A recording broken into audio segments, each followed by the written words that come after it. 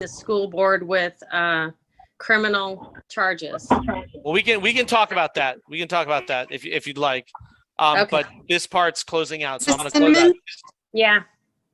So, any opposed to closing out the election stuff? Any opposed to closing out the election stuff? No. All right. No. All right.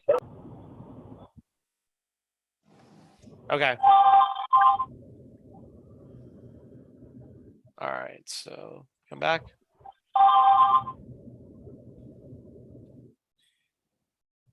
And what was the sheet that we left off of that case that I filed, Robert? That was the standing order. So when you file a case in circuit court, they're going to tell you that you need a standing order. That standing order is only in the circuit court because common law doesn't have any standing orders. Okay, now where they're in a jam right now, and we'll get to that. So let me run through the sheet real quick. So what I did on this sheet is I pulled it off the rules of procedure 1.997, and then I changed the header to be consistent in my header that I am looking for the county court in and for Sarasota County, Florida. Okay. When this was written, it didn't have a judge, didn't have a case number. All right. And then as we go down, amount of claim, 0. Once you enter a monetary issue, you technically could get swooped into equity. And you want to stay out of equity as much as possible. So we're going to go down. See if you notice on this sheet, see where it says circuit. This is all equity court stuff. You got to get the county civil, other, and then I actually added common law after it because I have PDF. I have an Adobe editor, so I can edit this stuff to the way I want it worded since they're limiting me in their own documents. So again, remedy sought, non-monetary declaratory injunctive relief. Again, keeping me out of equity. Causes of action, that's in the exhibit that's attached. Is this case action loss or class action? Nope, just me. Are there any other related cases? Nope. So this is interesting. Is where we get the argument of jury trial versus trial by jury. In this situation, you have to say yes, but in your petition, you're going to be more specific about it, or at least I was more specific about it because they only give you these two options here. So now remember, this is actually the cover sheet that goes with, no, that's a summon. No, this is it. This is the cover sheet that actually goes with evictions. So that's the end of it. This is all just standard stuff. It tells you how to fill it out. So we'll go on to the next document. So school board docket. All right. So there's a second docket and I don't have it. Let me see if I can find it real quick. Because I'm going to show you the other one that the system generated, which was the one I was trying to get struck. Oh, you know what? We'll see it. We'll see it later when it comes up. We'll see it because I have a motion to strike on it. So there's another one. So I have an e-portal. What an e-portal. I've had this thing for like, I don't know, 10 or 12 years. So I have an e-portal where the clerk of court cannot, basically it's hard for them to reject my documents because everything goes through the Florida courts and then I digitally submit them. Carl has an e-portal right now because he has a common law case on declaratory judgment in Charlotte County. And I have a second case on declaratory judgment in Charlotte County that I'm working on. So notice the confidential information. It was more of a formality, but if you have anything that has confidential information in it, you're supposed to tell them what pages so that they can actually cover it. Sometimes it is, sometimes it's not. It just depends. But if you're questioning it, I would just put it on there. So this is the original petition. and you see the filing number at the top. When you actually digital file, you'll get these codes and you'll get confirmations on the codes. So again, proper header. Now I want to explain something. If anybody knows anything about styles, and if my buddy Mike's still here, this is his baby as far as styles go. So you see this line right here, this line that I'm pointing at. Okay, yes, everybody sees it. There's like this little black line. I should have made it Yep. bigger. Yes. All right. So that black line is so you got to think of this thing as like a box. So when you look at a box on the outside and you're looking at the top of the box, what you're going to see is you're going to see this part only. And you're going to have this line and this style. This actually separates. It's before the actual court case. It tells you nothing about the court, but that's the label that goes on the outside of it. All right. And that's how it's searched through case text. So then when we get past that line, this is the petition. So this is and I usually have rather long petitions. So petition for emergency injunction to stop children's exposure to sexually explicit materials and child rape materials in Sarasota County Public Schools, and a writ of execution. A writ of execution is a warrant, or it's an action to command the sheriff to go get whatever he's being told to get. That's what a writ of execution actually is. So it's a warrant basically to the sheriff to seize sexually explicit materials, and then a request to present evidence to school board evidence of school board officers and agents to grand jury seeking criminal indictment. Okay, so now we get to the preamble. So anything that's a preamble is pre-argument identification. All right. In other words, it's setting the field of who's on the field and who exactly are we talking about. So I, Robert Lewis Craft, under the jurisdiction. So in all proceedings, jurisdiction is key. So you got to think of it this way. If you're angry at someone and you want to call them out to pick a fight, you set the terms. So in our law process, if you get the sheriff to summon them and they don't show up, you win by default. That's how our system works. So it doesn't matter. Like, oh, they won't listen. They won't. No, it doesn't work like that. It's automatic default summary judgment. So they lose if they never show up. So that's why they want us in the school board thing where they're like, we have a process and our administrative state is going to take over. And that administrative state is going to say yes or no. No, we don't beg to you anymore. We'll just take you into a courtroom and we'll get a declaratory judgment. And now it's the law. And we're done. We're not going to play in your whatever chaos of management, administrative losership that they got going on, that they convinced us we were supposed to be in. So jurisdiction's huge. And when you're not in jurisdiction, like in the hearing, what they did is they were trying to change jurisdiction to equity court. And their attorney actually made argument that it was some kind of tort, but I never asked for any money, but he was still arguing tort because attorneys that come out of law school are only trained in equity court. They're not trained in actions at law. There is a completely separate law system. The Constitution, the preamble of the Constitution and the Bill of Rights, the preamble of your state constitution and your prevailing rights are at common law, because they are about individual rights, not about democracy or the public good. And common law is the only court in the United States that can declare a fact. All equity courts in the United States have an underlying premise of opinion. So that is where that's what they gave. That's really what they gave us. They said, nope, the people will declare facts.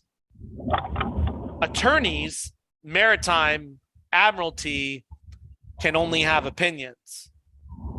So until you get a declaration of fact at territory common law, and you bring it over to equity, it's all just opinion, which is a really strange way to think about it.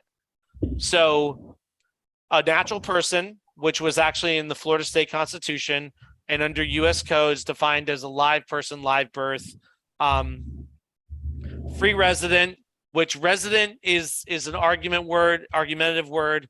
Free citizen. Well, this is interesting. I'm probably going to pull this out. Free citizen actually refers to the 14th Amendment, where they actually defined citizenship. And technically, this case came in as the American people, the people. So I'm probably going to pull citizen out and taxpayer. So under Florida Constitution, taxpayer, they have a duty to act in good faith. Not only that, and this hasn't come out yet, and I don't know if it's going to or it's not going to. Sarasota County collected $328 million and 1 cent sales tax, and I spend money in Sarasota County all the time. Not Sarasota County School Board collected $328 million and 1 cent sales tax. So if they are collecting money off the sales of commerce and you are paying that 1 cent sales tax in a county, they have a contractual binding lawful agreement of good faith because you're contributing to their tax base.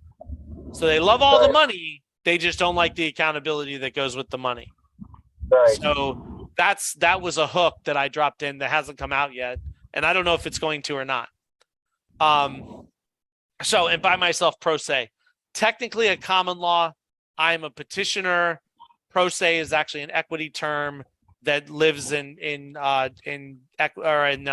circuit court and above, but it's in there because right now our system's so convoluted. It was better just to leave it in than to try and make the argument about it. So it was just basically a default. So in the interest, beneficence, and protection of the children, hereinafter petitioner. So what I'm saying is I am acting as law enforcement, as the people in law enforcement to protect the people that can't protect themselves. All right. Now, essentially, what I could have added is I could have added in the capacity of the people. And that would have qualified also, but I was trying to make a point about the kids. So with utmost humbleness and ability, suit at common law. So technically, I've come to find out it's actually not a suit at common law. It is actually called an action at law. So that verbiage will change from this point forward. Basically, I won't use that verbiage anymore. So exercise through constitutional liberty in order to perfect our government. So these are the premises in the preamble. All right, somebody's mic's on that's driving. It was you, Rick. I muted you. So, all right.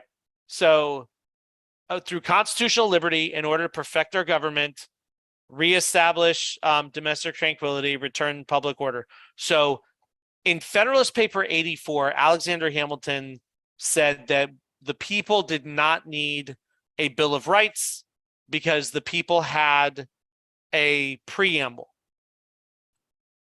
Thomas Paine and Patrick Henry said, absolutely not. We want a Bill of Rights. We want our rights actually expressed and written down. And that came from the Anti-Federalist Papers. So technically, our preamble of the Constitution is the people's duty to impose their will on government. The Bill of Rights become our inalienable, intangible, individual rights of protection we claim when we go to battle with them lawfully. And if you take the point on that too, if you noticed everything that came up in that Sarasota hearing up there, everything that he attacked was part of this preamble. That's correct. Everything that he attacked was part of the preamble. So It's because he doesn't understand. So in his argument, and I want to elaborate on that a little bit. His argument is based on, I have to prove that I have an injury, or I have to prove cause. What he doesn't understand is this is not a request for reparation. This is a action at law in a petition of right. See, I have the right to impose my will on my government through my preamble and through my Bill of Rights. They, in equity, you have to have some kind of injury in order to petition the government. But to keep Satan bound, we have to be able to turn on our rights, and when we see bad behavior, impose our will on it lawfully. Does that make sense? His statement in there was that his arrogance was that when people like this bring these kind of things to the court, and he made it clear, that he's looking down on this.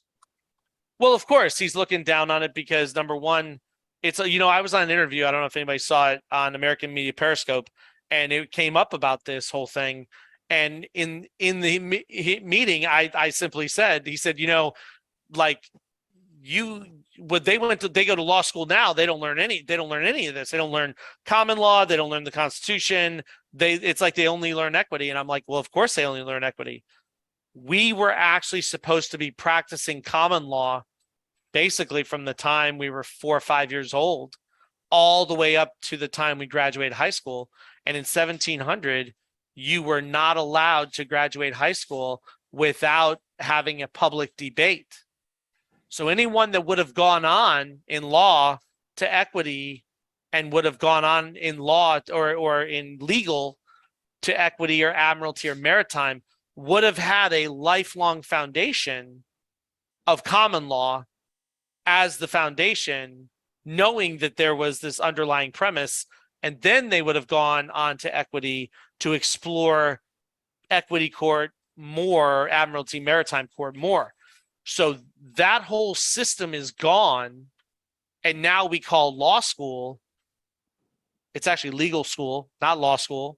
We don't have a law school anymore. And now we're calling law school, which is equity, and we are giving this credibility to people who, number one, have no idea that our Constitution is written in common law, our Bill of Rights is written in common law, and our Declaration of Independence is written in common law. So that's why there's this divergence away from what's happening.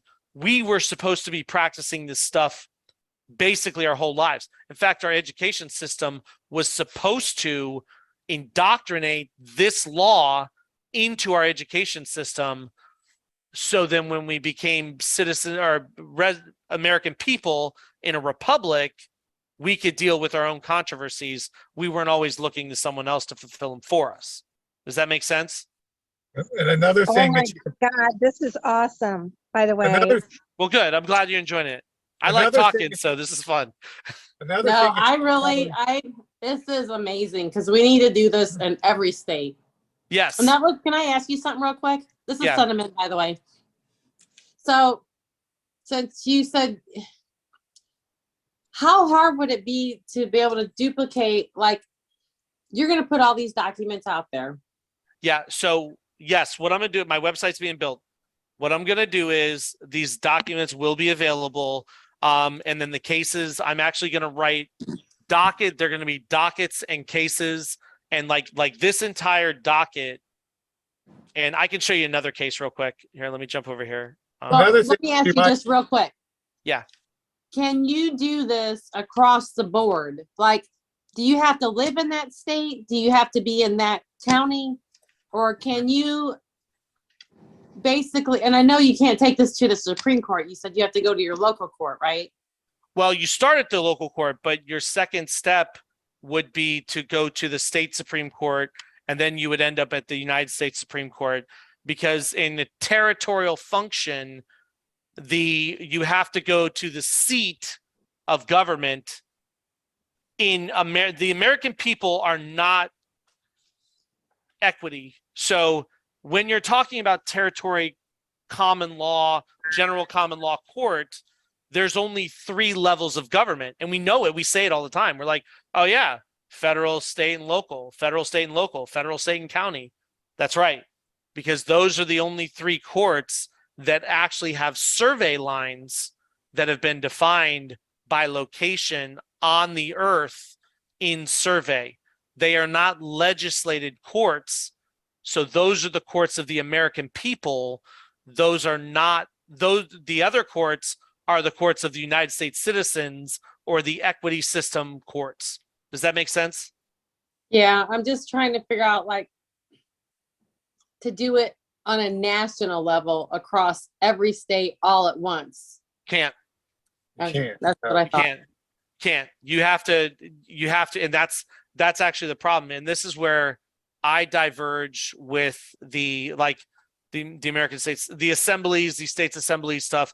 I don't think it works that way. And I'm going to tell you, I don't think it works that way. They are more than welcome their opinion. I'm not going to argue with them. Well, I think. Can you do it for the whole? Go ahead. Sorry. I think though that if you look at it like you take it across all the states, you're going to end up taking the voice away from the people that live in that local area anyway. And the whole idea of it is for those people to be able to have a voice, not for some person from halfway across the country to impose their will in their community. Yeah, and that's a great point. So let's talk about let's jump on that point for a second. So the child abuse is not just a local. I mean, child abuse is child abuse. So I don't care if it's this state or the other state. Like, instead of doing it county by county, I would want to do it for the whole state. But you're saying that that's probably not possible. So let me jump in on this and elaborate a little more. The way that in my brain, based on research, right? So I'm trying to figure out how this thing kind of, it's like an engine. It's like this gearing mechanism, like a transmission, and you got to figure out how the synchronizers work to get it to come into gear. So power, and this is the argument that came out in the hearing, where their side had made an argument that they have a right to represent their client. And when I rebutted that argument, my response was, I agree with them. I agree with the attorneys. They have a right to represent their client when they are conducting business or they are conducting commerce. What they don't have a right to do is they don't have a right to wage war against the American people who give them the ability to do what they're doing. And right after I said something like public officers and agents are going to be punished. So here's why. So when we talk about commerce, we're talking about a contractual business, and I'm using my hands, a contractual business exchange, right? Where both sides are maneuvering for basically the best deal based on the premise of money, okay? But when we're talking about power from the people, what we're actually saying is power comes linear because the people grant. So every power that our government has came from the consent of the people or the objection, which means we gave them the authority to do certain tasks. If we don't object to it lawfully, then we consent to it because it's a default. So if it works that way, and so anything that they do because we allow them to do it, then when they battle us in this court, they are actually waging war against the American people because they are defending themselves, and we never gave them at common law the power to defend themselves.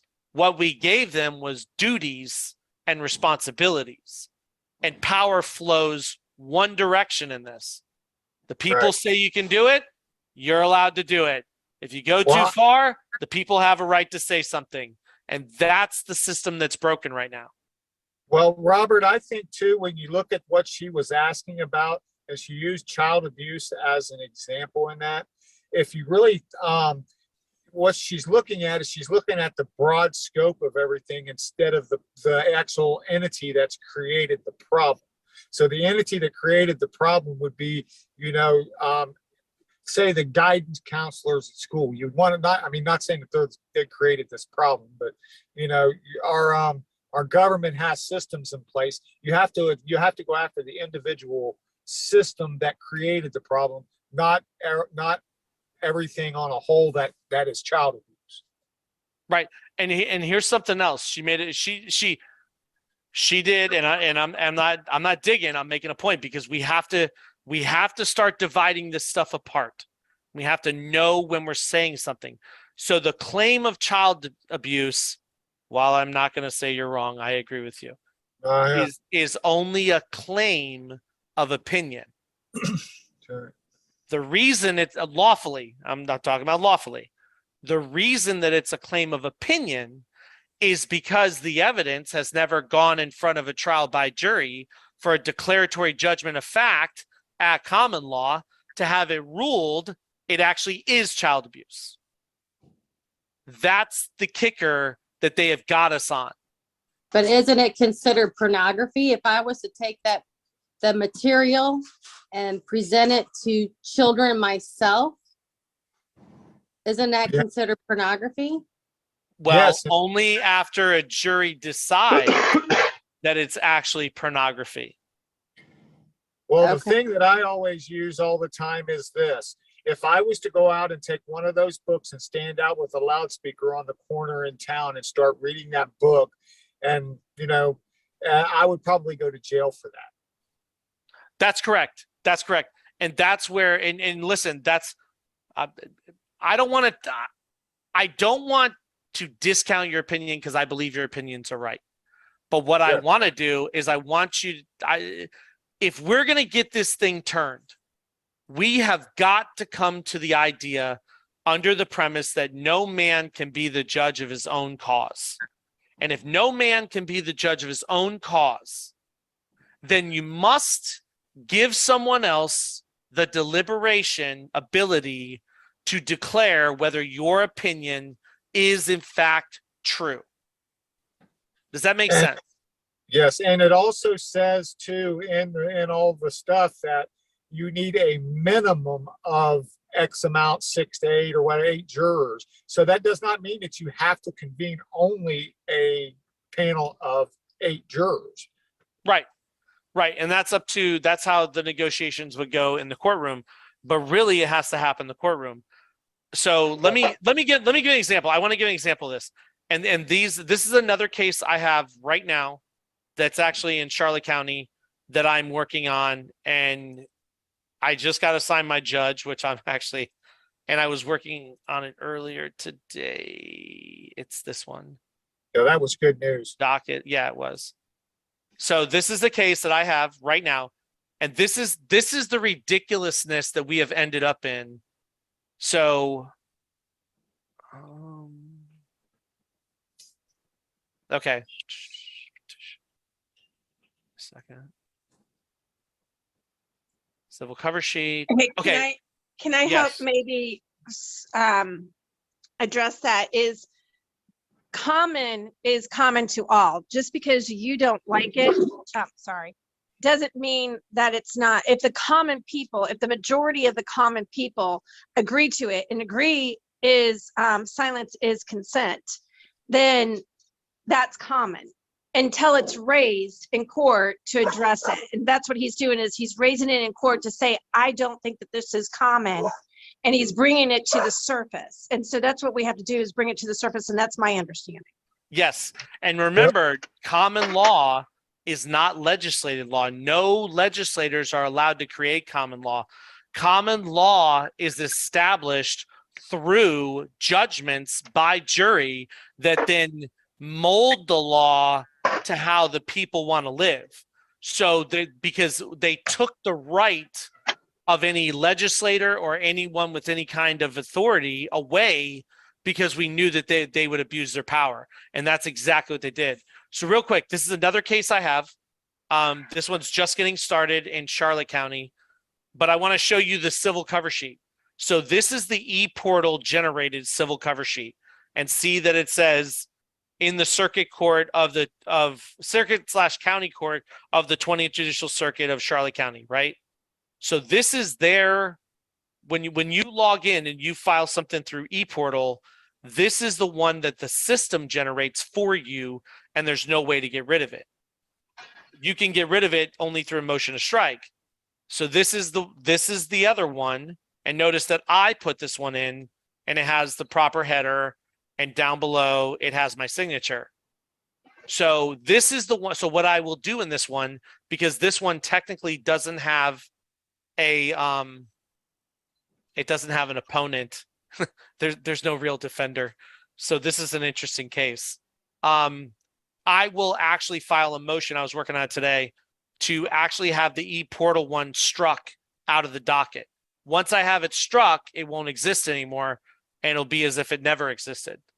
So this is actually, and this is the ridiculousness that we've gotten to. So this is for, it's me is me, versus the people of Charlotte County, Florida as the respondent. Notice that they're not defendants. They are respondents, because I'm only asking for a petition of right of suit at common law for a declaratory judgment of fact. Okay? So then it says, Robert Lewis Craft, your petitioner with the humbleness. And now you're going to see a lot less argument in this and a lot less actual like verbiage, because I really don't have a defender, and I didn't want to convolute the case with anything that I would have had to stand on. So I tried to make it a lot linear than normal, than I would normally if I was going like to against a defendant. So it says petitioner brings forth this exercise constitutional liberty in order to perform for government, domestic tranquility, public order. Petition is found by a long train of abuses from those who were bestowed duty and swore the highest oath to uphold the supreme law of the land, but repetitively defile and justify evils of power and oppression upon this natural person and free citizen. Again, those words have changed somewhat. The petitioner has been blessed with the understanding that citizens' duty to protect the republic, it'll be American people's duty from now on, because the words have changed, to protect the republic from all enemies, foreign and domestic, can be exercised in a claim of intangible and inalienable property rights, establishing the easement of lawfully shift the petitioner onto his property, and armed with rights of protection to defend himself from tyrannical enslavers of the people and subjugators of life, liberty, and the pursuit of happiness. This petitioner claims rights were bestowed by man's immortal creator and acknowledged by conveyance of deed to the people through the preamble of the Constitution of the United States of America and reinforced in the Bill of Rights. So, authority of the preamble. So this is where I got it. The petitioner's authority and duty to bring the petition explicitly expressed in the preamble of the Constitution of the United States of America. We, the people of the United States of America, in order to form a more perfect union, establish justice, ensure domestic tranquility, provide for the common defense, and promote the general welfare, and secure the blessings of liberty to ourselves, our posterity, do ordain and establish this Constitution for the United States of America. So, the preamble itself imparts three central concepts to the reader: the source of power to enact the Constitution, i.e. the people of the United States, the broad ends to which the Constitution is ordained and established, and the author's intent for the Constitution to be a legal instrument for lasting posterity. And the fact at least two of the founding fathers appeared the preamble is an important feature of the document critical for legal framework is established. James Monroe, as delegate of the Virginia Ratifying Convention, referred to the preamble as the key to the Constitution. Alexander Hamilton argued in Federalist Paper 84 that the existence of the preamble obviated any need for a Bill of Rights. This was cited directly out of the Library of Congress analysis and interpretation of the Constitution. Those words are actually written in the interpretation, and right there's the hyperlink to it. So, claim of right by Bill of Rights, the Declaration of Intangible Property Rights, public property right claims the First Amendment, Fifth Amendment, Seventh Amendment of the Bill of Rights, and Article 1, 2 of the Constitution of the state of Florida is supported because the respect for an individual makes procedure, civil and criminal. Common law relies on individual initiative to enforce the law and vindicate the right. Pound Roscoe, The Spirit of Law, College of Law, University of Nebraska, I think, 1921. So, as stated in Marbury versus Madison, no man can be the judge of his own cause. While it is the wish of the petitioner to declare and exercise his lawful duties and right as necessary to be who he states he is, the actions of public officers and agents, repeated display of poor behavior, have forced this petition for declaration of fact to lawfully limit their authority and bridle their ignorance or willful and wanton with malice disregard of the law, using subversive tactical means of word games, shifting definitions, but not limited to manipulation to wage clandestine warfare on the people and the petitioner. Jurisdiction. So then we get into jurisdiction stuff. So what I did in my jurisdictions is that I went back to the actual Florida law and I pulled the actual law that established Charlotte County from DeSoto County. So this is a law jurisdiction carving out Charlotte County, bringing forth the judiciary of the county court in Charlotte County, so we know who I'm talking about. And that's essentially what this is. And I just copy and paste it in. So respondent's jurisdiction, these are the people. So basically it says make fact a declaratory judgment at common law in trial by jury. People of Charlotte County, Florida, and petitioner reside in the county of Charlotte, Florida. The people of Charlotte County are registered voters and enforce Charlotte County, Florida. Petitioner's jurisdiction. I, Robert Lewis Craft, natural person, free citizen, constitutional republic. It should be Confederate Republic, but our words are all messed up right now. Of the United States, natural person, free resident, constitutional Inglewood, blah, blah, blah, blah. Okay. So Charlotte County, Florida, registered voter. Okay. Demand for trial by jury. As expressed in the Seventh Amendment of the Bill of Rights, a trial by jury declares facts, and no fact tried by a jury shall be otherwise reexamined in any court of the United States, which means legislated court of, because it's the slave to the United States. That's what the word of means. Then according to the rules of common law. This is where I jammed up the judge last week, because when she told me that the Florida State Legislature passed a law in 1969 that said that all cases in Florida will be heard at the rules of civil procedure, I challenged her by stating this particular part of the Seventh Amendment and asking her if the state of Florida legislature supersedes the Bill of Rights, the Seventh Amendment of the Bill of Rights. And she had nothing but silence. So that's one of the things that she's going to have to deal with when she writes her opinion, is this particular thing right here, because it says the rules of the common law, which is what I have and what I've been working off of. So she's in a tough spot on that particular thing. So Exhibit A, additional. What's up? Okay, sorry. Additional supporting articulations for trial by jury from the Federalist and the Anti-Federalist papers are at the bottom. So jury questions to determine declaratory fact. So I'm going to elaborate on these questions before we go into them. The questions are only designed to declare a lawful fact that the questions are actually true or false, yes or no. Inherently, we already know that they're true, and it's absolutely stupid that I have to ask them. But with the shapeshifters and word sliders that we're running around with, the deaf, dumb, dead, and blind, this is what we have to do now.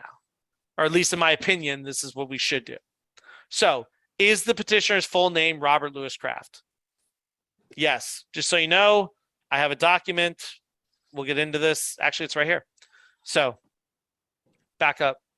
Did the petitioner provide the jury a certification of birth, live birth, sealed with 2 witnesses, including thumbprints of the petitioner's mother and petitioner's newborn feet prints?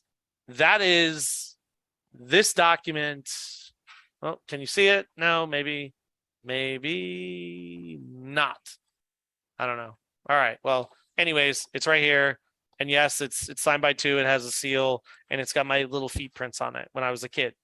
So, was the petitioner's live birth on Sunday, December 5th, 1976 at 7:47 a.m.? Was the petitioner's live birth mother initially from the state of Michigan and the city of Detroit? Was the petitioner's father initially from the state of Ohio and the city of Ravenna? Was the petitioner born to James E. and Rita M. Kraft? Born to those people. That is a very key word because it establishes me as a heritage live human being that was brought forth by my mother and father. So, was the petitioner's birth mother maiden name Grody? Was the petitioner's live birth at Memorial Hospital, Sarasota, Florida? Did a witness who is known to the petitioner his entire life testify in confirmation the petitioner is in fact the person referenced in the certificate of birth and certification of birth? By the way, I can't show it to you. My certification of birth from the health department is there too. So I can merge those 2 documents together and make them basically one creates the other one. So now I'm creating a pattern. So did the petitioner provide a jury with certification of birth from the state of Florida Office of Vital Statistics consisting with the witness testimony and certificate of birth? Is the petitioner a natural person as defined to be a living human being? Is the petitioner defined to be an artificial person? Is the petitioner defined to be a legal person? Does the petitioner have fingerprints to verify his existence in the physical realm at this time and place of this declaration of fact?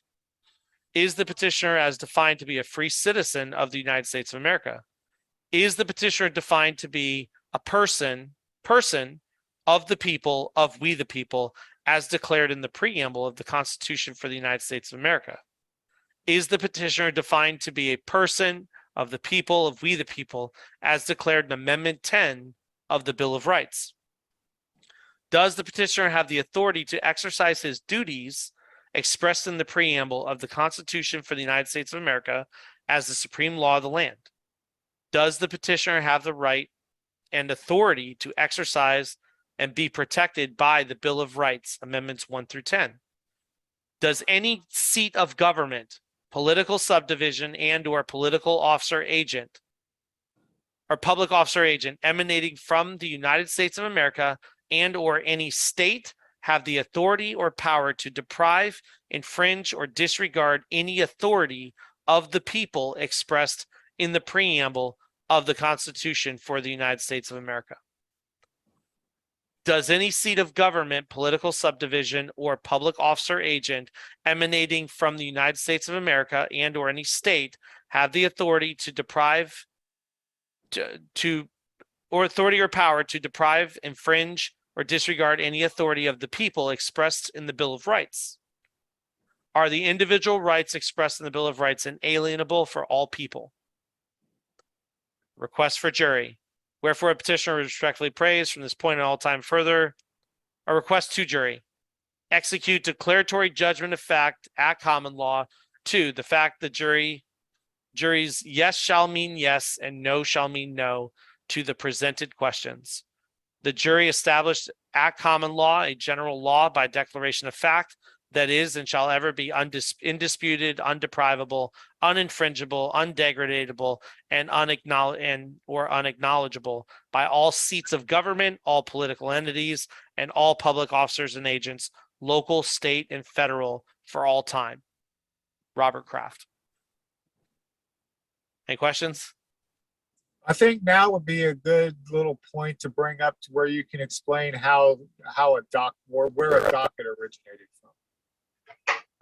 Yeah. Can I ask why you chose natural person? Because in the state of Florida prevailing rights, they actually classify the word natural person. And if you look under the US code, under the term natural person, it actually says living human being. I think that's another problem for us, but I'll let you just continue with where you are with this. Okay. Well, I think all the definitions are messed up. Yes. So I actually came up with my own definition for the word person, and it's something to the effect of a carbon dioxide emitting fleshly single entity, fleshly sleeve biped with the ability to speak words, do arithmetic, gain knowledge, and determine and be examined to determine opinion is actually a reasonable fact. Yeah, but that excludes like infants and babies, and I think they're still human. Yes, but they are pre-persons because they haven't reached the age of reason. Right. I'll just throw out why I said what I said. I think when we are defined as a natural person, we're severing ourselves from the spiritual person. And I think that's by design by them. Well, I agree with you. And if you actually look at it, when you're saying natural person, you are saying that includes infants and children and adolescents and people of a not higher level of cognitive reasoning. So those two are included. The question is, again, where do you define the answer? So I'll just leave it at that. I just wanted to call that out. Yeah, I think maybe really ultimately, I think that you should probably hyphenate the natural and the person, because according to the styles to which you are adhering, if those two words are not hyphenated, then they actually have nothing to do with each other. It can be separated upon interpretation. But if you hyphenate them, they can't be separated, and the natural person is always the natural person and is never a natural and a person. Yes. Again, this is the convolution of words that we've had, that we've dealt with. And we're going to have to get, when we get back to this whole thing, and because two things are going to happen. The system's going to come apart and we're going to rebuild a new republic, or we're going to get the ship off the rocks and we're going to push it back to where it belongs. And that's where it's going to go. My Great Dane is yelling at me. I do want to address the issue of citizen as a corporation, because Kathleen put it in the chat. Inside the United States, you actually don't need your citizenship. It actually has no place in the United States. And this has to do with the linearness of the American people. See, when you're a person and you're like in your life and you have individual rights, that's fine. When you interact with the county, you are a resident, but you're still a person with the Bill of Rights and the preamble. When you go to another state, you still carry the individual rights and the preamble. When you go to Washington, D.C., technically that is not part of the United States. That is a international convergence point of political determination. So Washington, D.C., that's why when you look on, I'm pretty sure this is why when you look on the back of the dollar bill, the pyramid actually has the top like separated.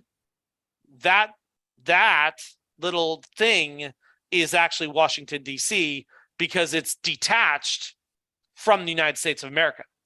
So the reason that it was detached is because it's about perspective.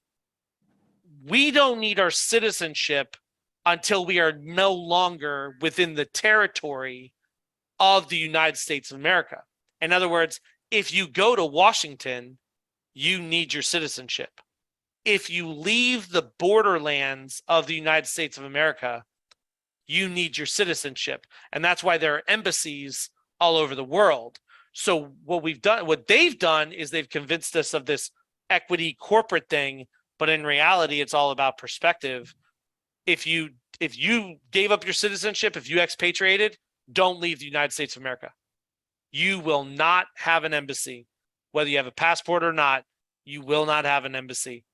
And you are on your own. In those countries, you better know the laws, okay? Because the citizenship is only needed when we're not actually inside our own country. We don't need that here Well- because we have the Constitution, we have the Bill of Rights. Here's a good example of what you're talking about, Robert, is like our one guy that we know that was born in Washington, D.C., where people are not supposed to Yes. reside, has a lot of problems with a lot of the systems within the states of trying to get things done because they do not see him as a citizen. Yeah, that's exactly correct. And the reason why is because there was never supposed to be a private residence actually within the 10 by 10 square of Washington, D.C. It was literally supposed to be, there were supposed to be like state houses where every state had their own separate house. And then there were supposed to be international embassies where the embassies of the nations that we had treaties or relations with were there. And that was the seat of government. And that is where international politics took place as a separate entity. And that's why they needed a constitutional amendment to actually allow private residences into Washington, D.C. when this whole thing got screwed up. So that's going to be something very fascinating to see because there are all these private residences there that were never supposed to be there. And we, If I- Can I add? Yeah. You said when America comes apart, go on Drudge Report. FBI just raided Mar-a-Lago and Trump is there. Yeah, that's great. By the way, when Trump is brought before a trial by jury at common law and they issue a pardon, He's a when state they issue a it doesn't matter, you're people and you can be pardoned by the people. So when the common law jury at trial by jury in the 7th Amendment pardons Trump, guess what? He's pardoned. Can't be re-examined. And no court can review that fact. So it doesn't matter. If I So can, go ahead, I'd do like whatever to you want. Yeah, I'd like to expand a little bit upon what I know about citizenship and its history. That in the what's called the model treaty that was signed in 1776, it's the first treaty between the United States and a foreign government. It was with King George. It was later replaced by the Treaty of Paris in 1783, which basically just added on to what had already been established in 1776. And as a concession to King George, he was granted a request. He requested that anyone who wished to remain on the New World mainland and wished to remain loyal to the crown might not be forced to return to England, but would be allowed to stay and be given the title of citizen, a municipal servant, that they might stay behind and run the administrative affairs of the new and burgeoning republic. That's what the original citizens for the first 100 years of our nation, the first 90 years of our nation, that's what everyone understood a citizen to be. Citizens were extended through the Constitution the same protections as the natural people, the natural persons, we the people of the new republic, so that they wouldn't be castigated and exiled from our society and wouldn't be held to a different standard. They would be held to the same standard that we were.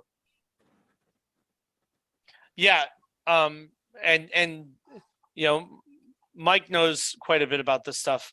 And we have some very heated debates about our differences in opinion, but I'm going to say he's right. He is right on that concept. In that concept, though, let's reverse it and let's go the other direction. When we go to Europe, we are American citizens or U.S. citizens, and that relationship is reciprocal. That when we go over there, we are going to have the same rights and we are going to be held to the same standards because we are traveling in another nation's sovereign territory. So that is why we have the Department. The Department of State only really has two functions. The Department of State only deals with foreign relation affairs, right? So that our citizens have rights and they're not subjugated or taken, whatever.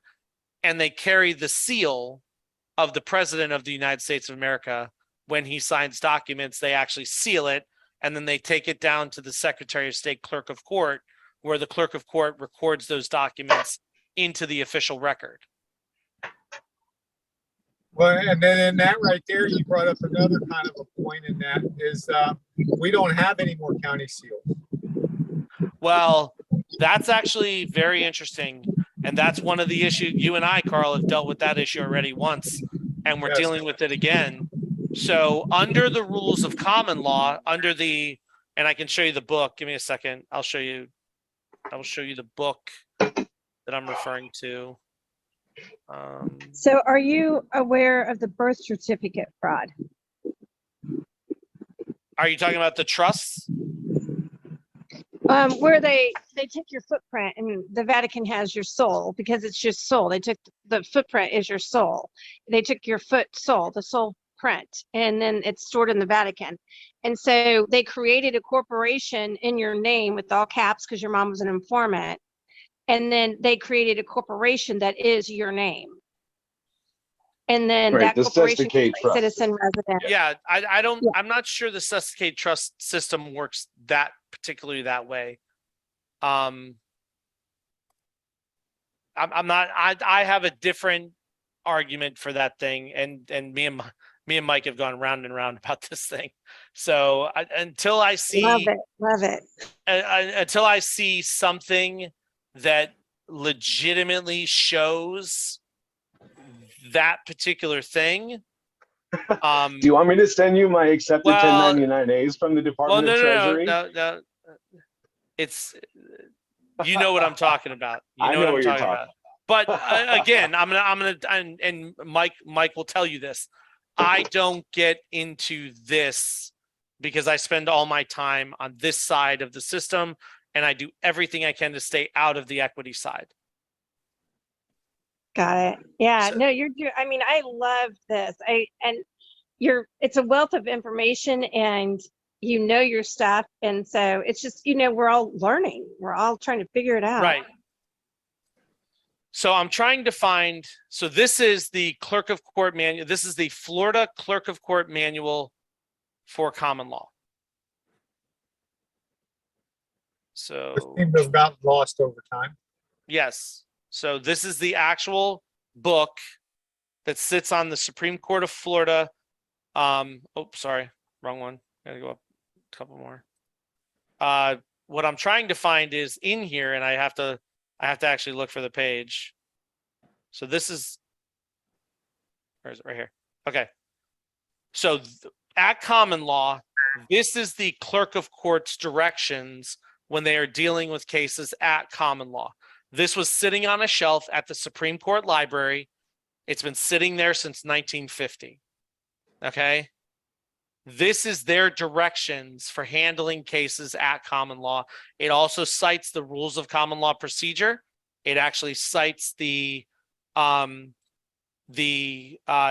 cases and the statutes that reference common law that actually are. So this is the clerk. So in it, what it says is, as soon as a county court takes over criminal law, they are actually supposed to separate and have a second clerk of court for the county. And then the judicial circuit is supposed to have its own clerk. It says it in here. Well, that is a huge problem. Let me explain why the clerk of does anybody? Okay. Clerk of courts are very, very powerful people. The reason that they're powerful is because they are called in Europe the exchequer. The exchequer is the treasurer of the treasury, and he is the keeper of records. So without a clerk of court to record your lawful documents, you don't have lawful documents. The key to the system is the clerk himself, because he issues the money. And when we talk about, when you get into equity, you talk about bonds and you talk about warrants, that's all money. That's the treasury. And he is the keeper of the record. You must, technically, the meeting that happened today should have had a clerk there or at least it should be reported to the clerk. Okay, what the outcome of the meeting was. But the clerks are refusing to exercise their common law responsibilities. This is another issue that we have that we're going to have to sort out and get fixed, because if we can't keep official records at common law in our own counties, how are we supposed to develop our common law proceedings of self-governance? Does that make sense? What has to happen is they need to take and quit straddling the fence. Well, they're not going to straddle the fence until they're commanded to.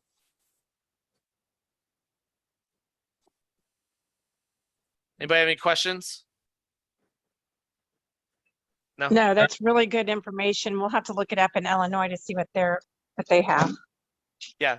So we're going to jump back to the school board lawsuit, even though I think we properly went off tangent. So this one's written pretty much the same as the other one that was mine.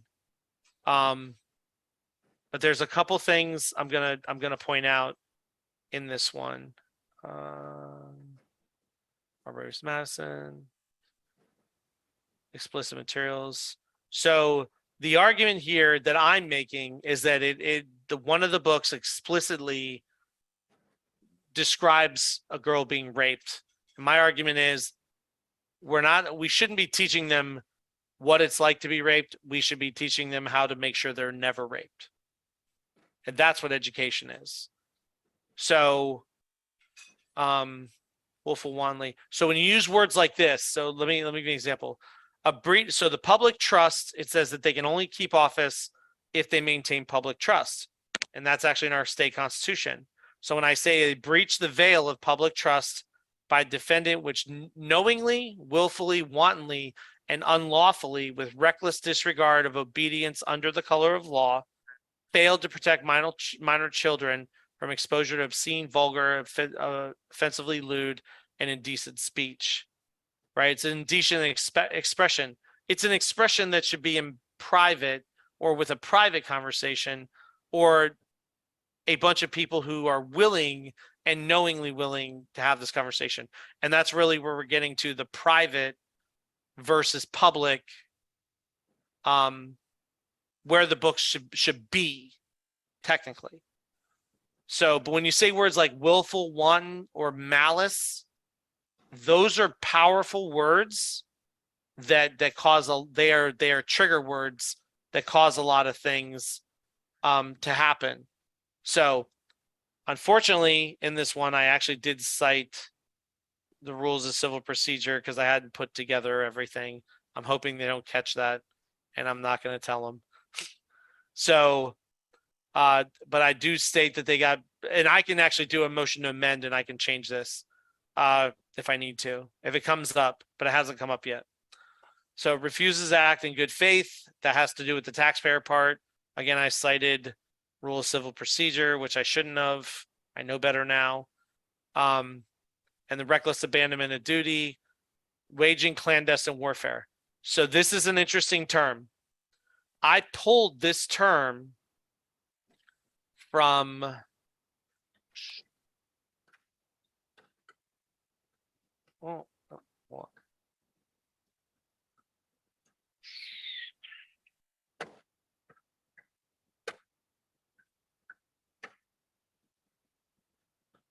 where is it? Where's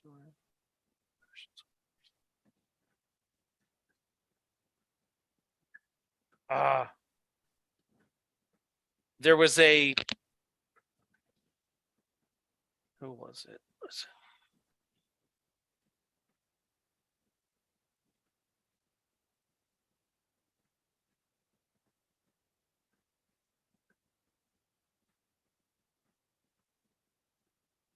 No, I must have it somewhere else. I have to find it. I'm sorry.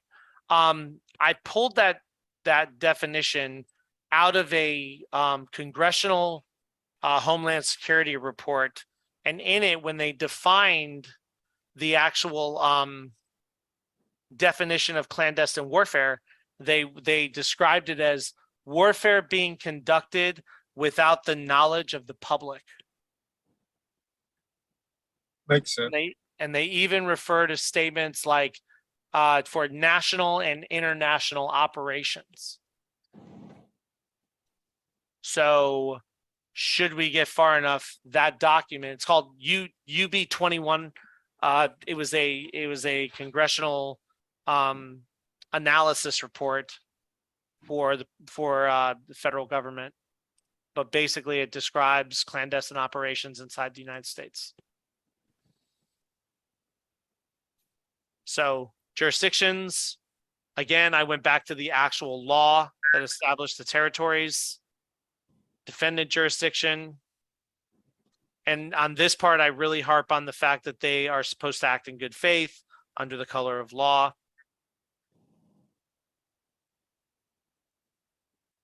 I name the actual people that I'm seeking indictment on. Plus now the attorneys have been added to that because they wanted to argue with me. So they'll be, and I already told them, I already put them on notice that they'll be added. This is my personal jurisdiction that I have, that I created. It is modeled after, so we didn't know this, they never told us this. When America was actually populated by the, what was it, the Mayflower, the Pilgrims, I guess we'll call them Pilgrims. The Indian tribes had already been at peace, and the Indian tribes already were running a republic. A lot of the political theory that came out of like Benjamin Franklin, George Washington, and some of those other people was, and Thomas Jefferson, was actually political theory that came from the Native American tribes and their relationships. They weren't at war with each other. They ended up being at war with us because we came in and started pushing everybody out and taking what we wanted, which is pretty much what we do all the time. So, this model of jurisdiction is actually written based on how they describe themselves when they are in a formal environment. There was a video on YouTube, I don't have it with me, where the gentleman actually describes his tribe. He says, this is my tribes, my mother's from this tribe and my father's from this tribe, and I am here before you from this tribe, and da da da. So it's literally modeled exactly like that, because you have to show heritage in order to actually exist in the physical realm. You have to come from. So, and that's essentially what that does. Now this thing's been refined a couple times. So now the last part is actually, I should have probably separated this. This is the grand jury, and this is using U.S. versus Williams. So petitioner claims an intangible right to access public property. The grand jury is the people's and is owned by the public, because everything is the people's and owned by the public. So you have to make proper, remember when I talked earlier and I was saying, like, when you're talking about it, you have to look at it like it's property. So let's get into a little bit of legal theory on this, or law theory, not legal theory. Because the brain cannot conceptualize a thought or an idea without applying some type of tangibility to it. Hello. What our law theorists did is they said, okay, since man lives in the flesh, on the land, in the physical realm, and he can't conceptualize an omnipresent idea, we are going to take that omnipresent concept that we cannot physically have the ability to put our hands on, and then we are going to attach adapters to it to give it a physical understanding.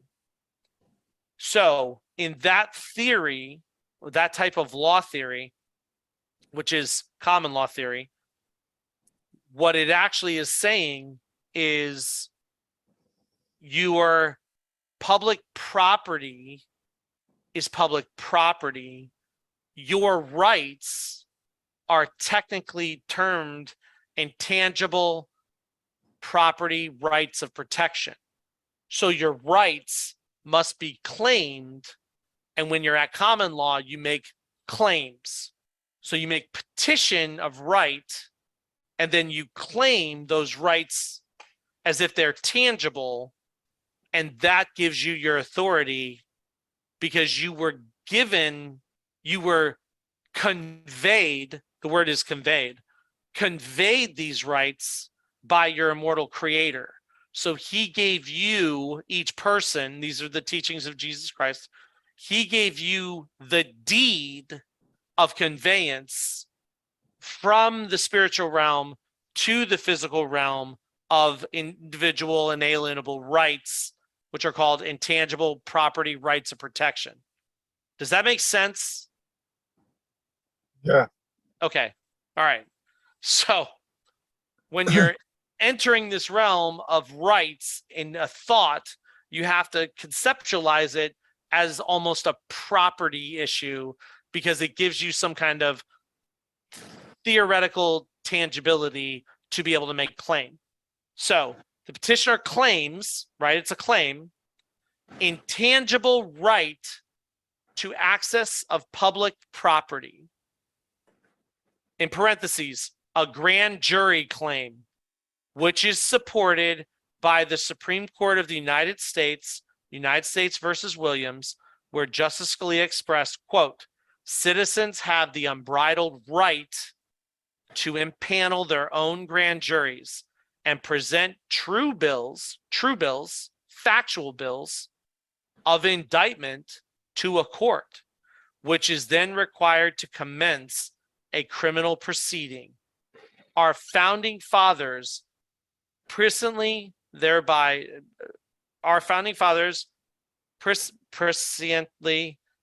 created a, quote, buffer the people may rely upon for justice when public officials, including judges, criminally violate the law. And notice he uses keywords, the people. He uses the word justice because what he's saying is stay out of equity. And he's using who is subject, and he uses the word the law, not legal, the law. So these words are selected and they are very precise algorithmically how they're put together. The American, he didn't use United States, he used the word American. The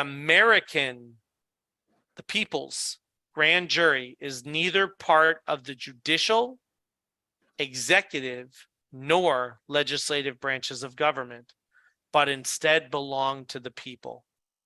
It is in effect the fourth branch of government, governed and administered to directly and on behalf of the American people. Notice he doesn't say U.S. citizens. And its authority emanates from the Bill of Rights under the Sixth Amendment, I believe. So, and this is U.S. versus Williams. So anybody have any questions about that? Comments? Amazing. Oh, thanks. So does it make sense? Yes, Okay. yeah. Okay. So when he wrote it, listen, he got a lot of slack for this. There's theory, and I hate the word to use conspiracy theory because anything's possible until you get the facts. But there's theories out there that he was actually killed because of this actual ruling right here. Because this gave us a roadmap and keywords where to look and where to go get it, our grand jury. Because once we get access to the grand jury, the game is on. All these people, public officials, judges who criminally violate the law, game's up. You're on the table. Your dinner. So, and he elaborates more in his expression in U.S. versus Williams. I've studied pretty good, but it lines up to the concepts of this case going forward the way that I've requested it.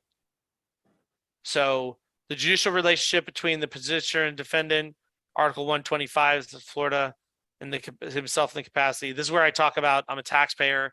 and they have to act in good faith. Unfortunately, I screwed up kind of because I didn't have all the information set forward yet. So covenant. Let's see here. You didn't have all the information set forward yet, but the problem with, or the thing with it is that they didn't go that far into it. You shut these guys down at the preamble. Yeah, and that's exactly it. Well, here's the other premise. Under, even if we're at equity, they are still bound to our individual rights. The problem That's why they is, asked you to waive them. that's right. That's why they ask you to waive your rights, and that's why they want you to have an attorney, because the moment you waive, the moment you let an attorney consume you, you have waived all of your rights. And that kind of falls under the same theory as giving up the power of attorney. That's exactly what it is. You're giving up your rights to that attorney to do with you as he pleases, like you're an infant and he is superior. So this is the preamble. Let's see, precisely declares authorized people consent, therefore. Oh, yeah. So this actually came out in the hearing. Precisely declares that all doctrine of law, and that was the preamble of the Constitution, that all doctrine of law are authorized by the people and would not exist without the people's consent. Therefore, the people and not the political entity, state of Florida, or any other subsequent subdivision carries a higher authority of common law and force, as the common law cannot be legislated, but is the law that binds, bridles, and restricts government and facilitates a person's authority and right to petition for redress of grievance in action to defend life and liberty. Thus, this exercise petitioners the state of Florida's constitutional right under Article 1, Section 5, the people shall have the right to peaceably assemble, instruct their representatives, and petition for redress of grievance. The petitioner's constitutional authority to defend life and liberty, bringing petition against the political entity of the state of Florida, any subsequent political subdivision thereof, or sworn officer agents or actions outside of the color of the common, constitutional, legislative, and or statutory law are specifically declared by preamble intent in the Constitution for the state of Florida. Now let me explain this particular paragraph, because I want to explain what I'm trying to do. The petitioner's constitutional authority to defend life and liberty and bring a petition against the political entity of the state of Florida. Any subsequent political subdivision thereof or sworn officer agents for actions outside of the color of common, constitutional, legislative, and or statutory law are specifically declared by preamble in the intent of the Constitution of the state of Florida. What I'm actually saying is that I have the preamble, I have the Bill of Rights, I have the preamble of the state, and I have my prevailing rights. But because they are sworn oath officers and agents, they must act under the color of all laws, including statutory laws, including legislative laws, and constitutional laws, and the Bill of Rights. So what I'm doing is I'm tying them in a knot, saying, you have to obey all of this garbage. Me, I get the preamble and the Bill of Rights, leave me alone, is really what the essence of this paragraph actually is. Now to them, they'll never understand what it says, but it's on the table as argument now, that they must obey by duty. We get to do what we want. Does that make sense? It does. Are you sharing your screen? Because it's blank to me. Yeah, it's up. I can't even see your picture. It's up. Yeah, it's up. Yeah, I can see it too. Are you clicking on you should see a little box if you're looking at people in the view instead of the actual document. You should be able to just hit the little box and the document will pop up. The grid box, I think, isn't it? Yeah. Harley, stop. Okay, I on. got it. Sorry. You got it? You good? And another Yeah. thing that I'm wondering, Robert, is if, should we have, I mean, since our county seals have pretty much all been taken home and kept as souvenirs, That's probably where they are. yeah, That's should we probably go right. back into, should we go back into historical documents and maybe see about having that recreated? Well, I think I'm hoping, listen, if we get the ruling that we're looking for, and you know, we haven't gotten a ruling up to today. If we get the ruling that we're looking for, you know, there's a lot of fixing that's going to have to be done in each county. I mean, you're going to have to, you know, you're dealing with the road thing right now. You're trying to get the roads defined. Yes. I don't know if Rick's still here. Rick just filed a petition in Sarasota to stop them from being allowed to issue tickets without establishing jurisdiction or probable cause from a computer, from a camera. So, you know, there's 4 of these things right now that are popping up. Unfortunately, because we've allowed so much filth coming out of the legislation to remain for so long, we're going to have to get declaratory judgments of commandment to have the county seats reestablished. We're going to have to take the clerk of court manual, take it in and go, nope, you're going to follow this now. And that's a fact. And it's a general law. And that's just the way it's going to be. And once the jury decides that's what it's going to be, it becomes general law within the counties.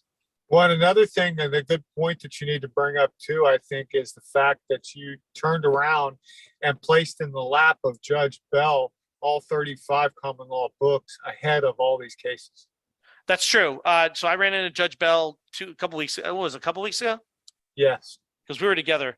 And I had gotten into a conversation with Judge Bell. Apparently Judge Bell, who is the senior county judge in Charlotte County, Florida. And apparently Judge Bell has quite an interest to common law. I'm assuming he's dealt with it somewhat. And he actually teaches a class on the Constitution and common law. And when I asked him if he had, and Andrew, I know, buddy, I know. Listen, we're all a work in progress. So, I had asked him, you know, do you actually have the rules of common law procedure from the Supreme Court of Florida? And do you have the clerk of court manual? And he said, no. He says, I don't even know what you're talking about. Well, as of right now, I have an email from his office saying that they have received all the books I sent them, 35 common law books, including the rules of common law procedure and the clerk of court manual for common law. So what he's going to do with it, I don't know, but he's about to have cases coming in at common law under those procedures. Well, and the We'll interesting thing is that shortly after you done all that, would it take him not even a week and he's already pulled your case up to his court? That's interesting. Yes. So the case that I read off about my declaratory judgments are actually in Judge Bell's court. So this should be, now remember, it's a respondent, there's no defendant, and it's merely asking the jury to answer questions. So there's going to be no real conflict. It's only going to be, I just want to know if this stuff's true, because last time I checked, my Constitution said it was true. My Bill of Rights said it was true. Is it actually true? So that's literally what the case is about. Yeah, please confirm. Yeah, please. I just want the jury to confirm that these things are self-evident and true. Well, so that I asked him if the First Amendment is true, and he said no. Yeah, well, again, I know. I know. I think yeah, but was he just being contrite, or was he really? I mean, you know. I did not know that he was you got him in court. Dude, I'm actually scared for you now because he does not care. Rumors he's going to retire. And I hope he doesn't do to you what he did to Roger Dowdell's people. Well, it's interesting because I don't even think the state's attorney or the attorney general of Florida is going to show up. They're the defending attorneys. Interesting. Because they're paid for by the people. So, right. they would have to show up to a random declaratory judgment of fact case where there's no victim, there's no crime, there's no money. It's just a bunch of questions. They would see that as a waste of their time because they don't know what the hell you're doing anyway. Correct. What they don't Even understand, better. what they don't understand is once I get that declaratory judgment of fact, that fact cannot be determined by any other court in the United States except at the rules of common law by another trial by jury, which means Well- I will inherently have all of my rights back and I will be a person of the people, of we the people. And the thing about it is he stood there and, you know, Andrew, I know he's been through hell and back, but Yes, he has. Yes, he has. the thing about it is he stood there in front of us though, whenever he was talking to us, and he was genuinely intrigued by the whole idea because he said, this is going to be an educational experience for me. And Robert had to clarify with him that, you know, we're just sharing information. We're not trying to educate you on anything. Yeah. Yeah. I said I was just sharing information. In my opinion, though, I hate to, you know, the sheriff, don't be mad when I say this. They hate sovereign citizens. The sheriff's made videos about sovereign citizens. They consider you a sovereign citizen, and they consider Roger Dell's people sovereign citizen, and they burned them. I'm just hoping it doesn't happen to you. All I did was free speech on a sidewalk, and he can't comprehend that that's free speech. It's not a violation of law. And he went along with Scott Patterson, the prosecutor, saying that I incited the people counter-protesting me, and we tried to, motion to dismiss 3 times, and he still said no, let it proceed, even though he knew it was absolute BS. Well, Yes. a sovereign citizen is trying to detach themselves from a system. We're just asking a bunch of questions. Well, and this Well- is Frank. Hi, guys. Go ahead. So I'm going to jump in here. And it sounds like you were in the wrong court. You weren't in a common law court when you were doing this. So therefore, the process is going to completely negate your ability to be effective. Am I right, Bob? Actually, it's interesting that she said that because It is interesting. here's why she's probably right. She's probably right because if you are under the bar rules of criminal procedure, you are in an equity court and there are bonds on you, which means that you have no rights. Everything is an opinion. And this Well, is that- the little game they're playing. Wow. That's where you fell in. That's where you fell into up there at the Sarasota court, because that was one of the first things they asked for was a bond. And And what I say, there's no right. money here. And that's why he has established the first case in 70 years. So anything that anybody brings up, they're always referencing an equity court process. And that's not what we're talking about here. Right. And that's not what you're establishing, Bob. And Right. Therefore, it's important for people perhaps to look within their own resource area to find people that are willing to go through this process as well and not endeavoring through the equity courts. Yeah, and you're 100% correct, but here's the kicker. You gotta have the rules of procedure. You have to have the rules of procedure. Well, that's why Bob has a university. It's called Bob Craft University.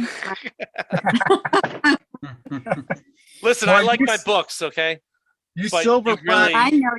What's really changed this case from every other case is the fact that I went up to Tallahassee and I was there a week and I got the Florida Supreme Court. I have a court order.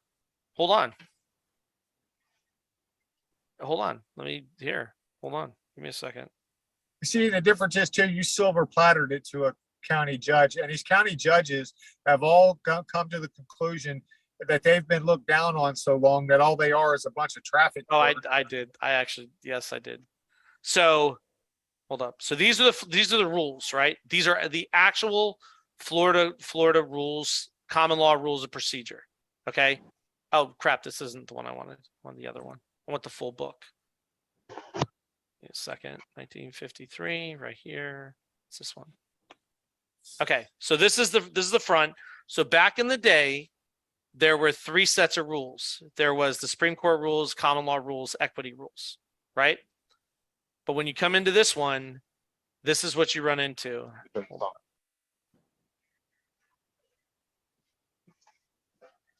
You get, and this is what I delivered up to them that put them in a jam. You see this right here? This is a court order. Oh, no, not this one. This is the first court order. This is the court order. So this is a Supreme Court order approving amendments to the common law rules and equity rules. It is an actual court order from the Supreme Court of Florida that actually empowers these rules to exist.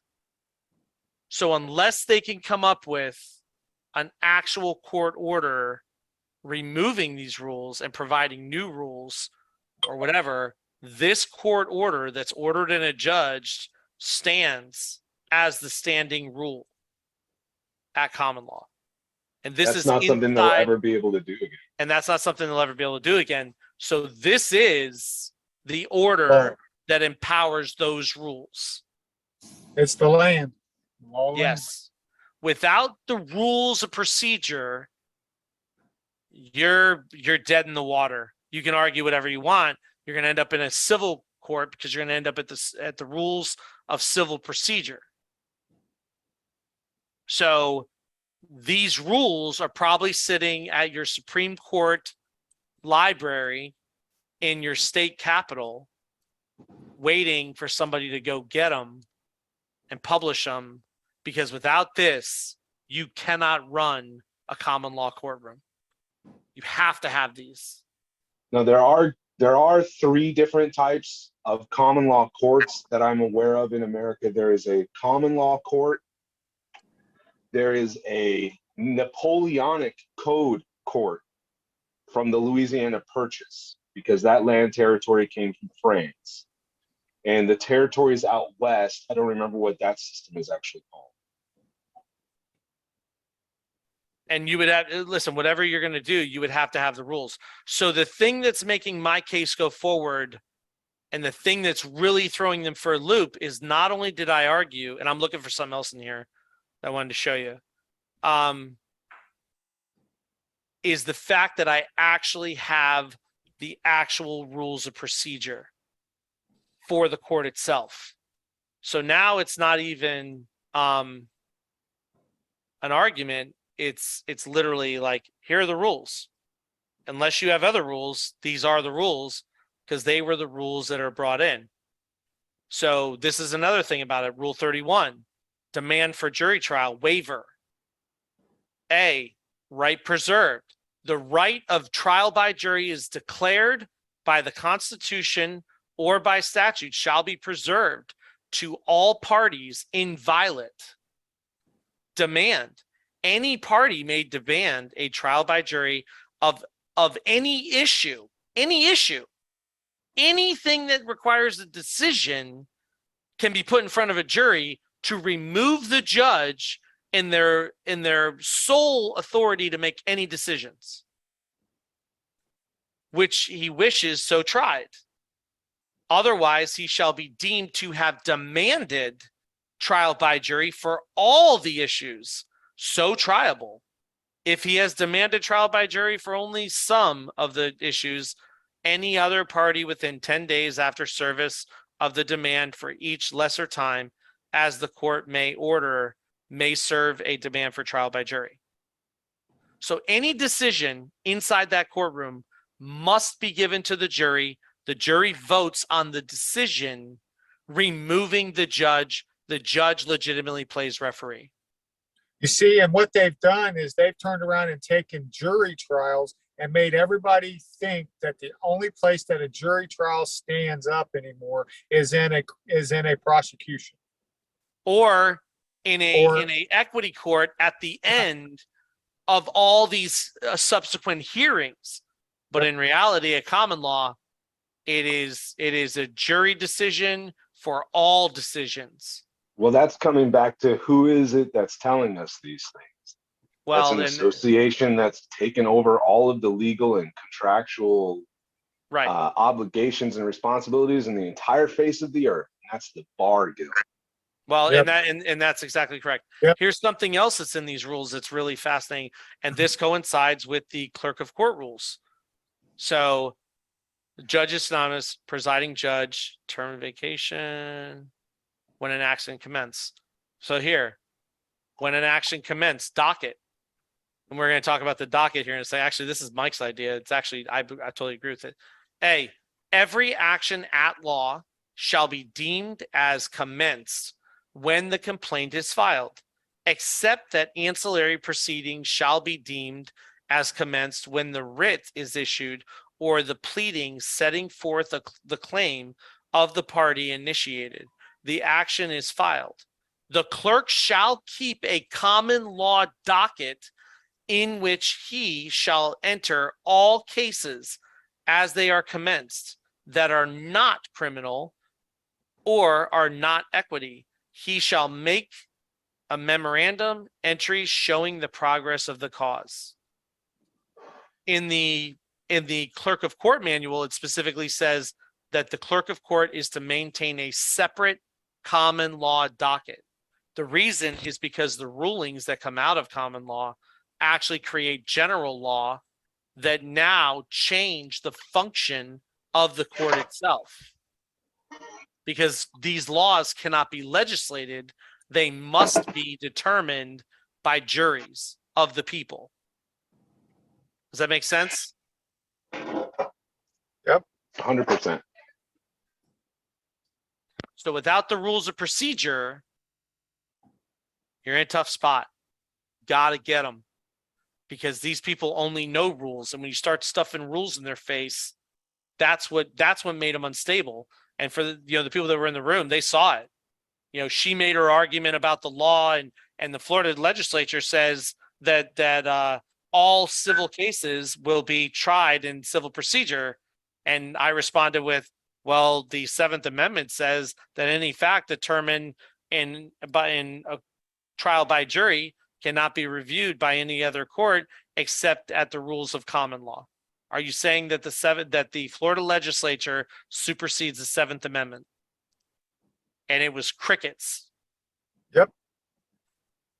Well, and the things also, what she kept doing is it didn't matter what you had to say to her. She struck down in every objection you ever had, but you got it on the books, but still she could not agree with anything because she was going to put herself in the wrong side of the fence. In other words, but she let me box her in, is what she ended up doing. Right. And at the same time, I think by patently overruling your objection to jurisdiction at the beginning, she accidentally did you a favor by preserving appeal. That's right. She not only preserved appeal, but because when she went to go forward under the rules of civil procedure, I established I'll proceed with you, but I proceed under protest. And then so everything from that point is appealable. And the only thing that they could do was try to get you thrown out with prejudice. Right. But then it's going to be, it doesn't matter because it's all at protest. Right. Which means anything can be reviewed. So. How did you learn all this? I mean, this is so good and you guys know so much, but it's like, it is a lot to know for just common folk. Yeah. Well, so I had a unique background. I went through a very tumultuous divorce in 2001. I had hired attorneys who were basically just taking money, not doing their job. And I figured for the amount of money I was paying them, I would handle my own cases. So I really didn't win many of them, but I did rack up the largest legal docket in Sarasota County history. Subsequently, there were other things, and I always kind of studied the law. I always kind of studied rules, stuff like that. And I was actually going to Liberty University for government and pre-law. I was going to go to law school, actually. And then when I started studying philosophy and I started tying together philosophy and theology and actually our law system, our common law system, our ecclesiastical system, I realized all of this stuff is connected to itself, and that's where it came from. So I already had a background in civil procedure.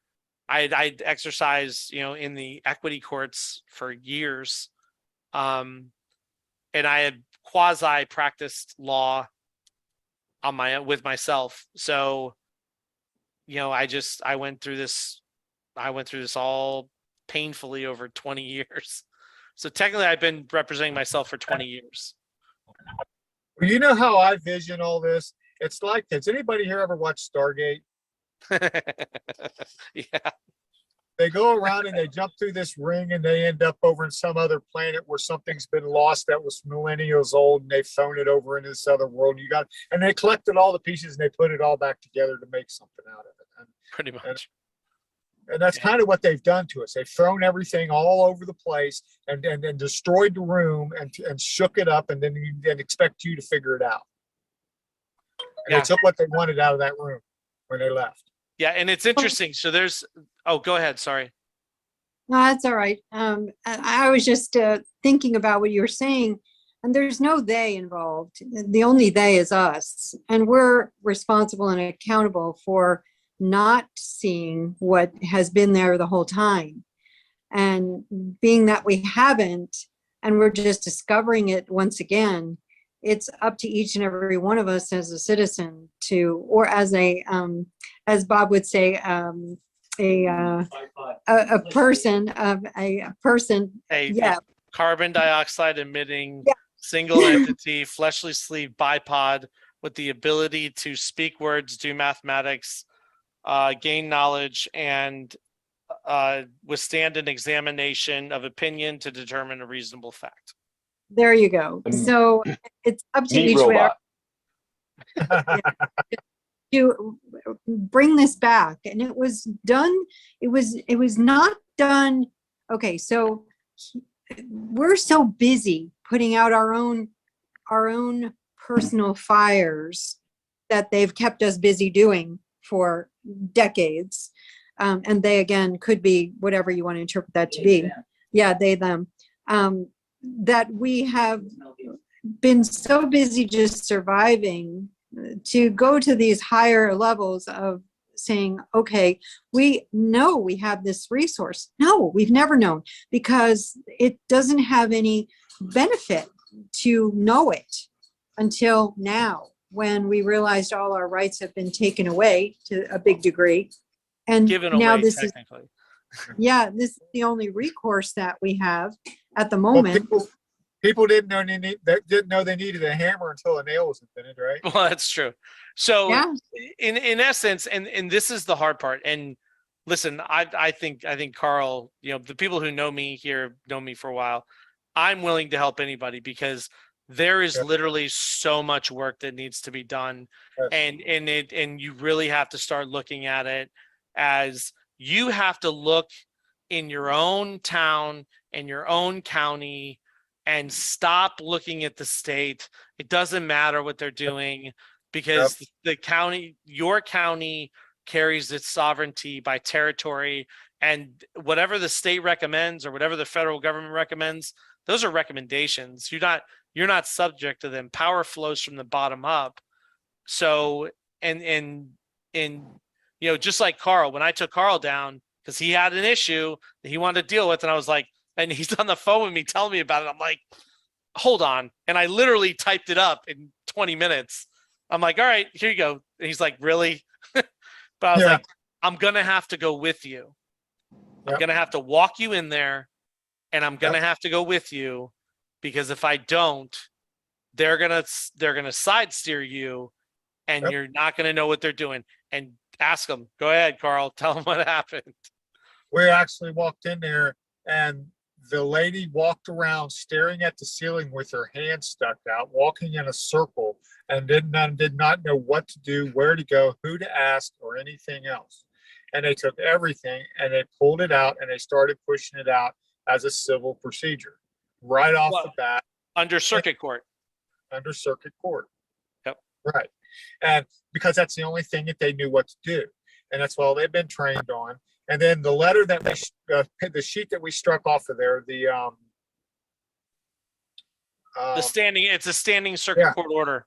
The standing order, we removed that. And after we removed that standing order off of that case and done the cover sheet and resubmitted it, the only thing she could say is, well, you might have taken that off. She says, but they might, she didn't know. She said they might require this back later. I'm not sure. So we put it in, and what did it do? Lo and behold, you take that sheet off of there and it goes straight in and ends up in county court. Without that sheet, they didn't have any leverage to move it into equity. Yeah. And not only that, so the other part of this is once you file the petition in the county court and you make sure you don't file that standing order because that comes out of equity, that's for professional attorneys.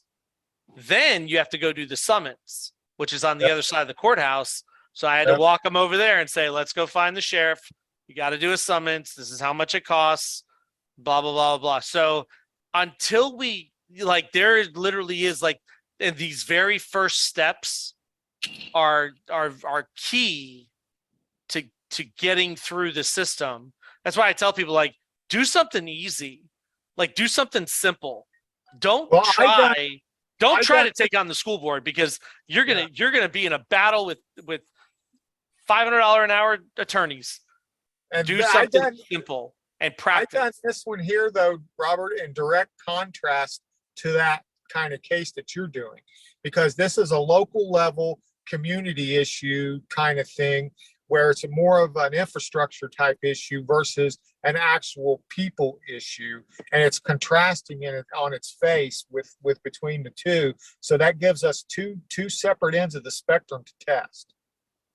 Yeah, and then I have my personal one where I'm trying to reestablish my rights by declaratory judgment of fact. So we're testing. This thing's all a test, but these couple first steps, if you don't know what you're doing, you will get washed right into the system and end up in some funky equity court. Yep. The tax collector's office and the clerk of court are separate offices, correct? Yes. Yes, but the clerk of court is the treasurer. So the tax collector is the sheriff of Nottingham that used to go around collecting the taxes. He used to bring it back to the exchequer. Then I have a question. That you might, I mean, I could just ask you this whenever, but I'm going to ask you in front of everybody. I like questions. So I'm planning on filing a motion in common law court in Charlotte County against the Charlotte County Tax Collector's Office for violating the state constitution, because I'm homesteaded, and the Constitution of the state of Florida specifically says that if you're homesteaded and a property owner in Florida, that you are exempt from taxation. And if I file that, the county tax collector being attached to the clerk's office, is there a conflict of interest there? And do I need to bring that into another county? Because how could they possibly avoid a conflict of interest? Well, at this point, they can avoid whatever they want. What I'm going to tell you is, I don't think the system is warmed up enough to start pounding on the tax system. I think we need to have some simple runs through.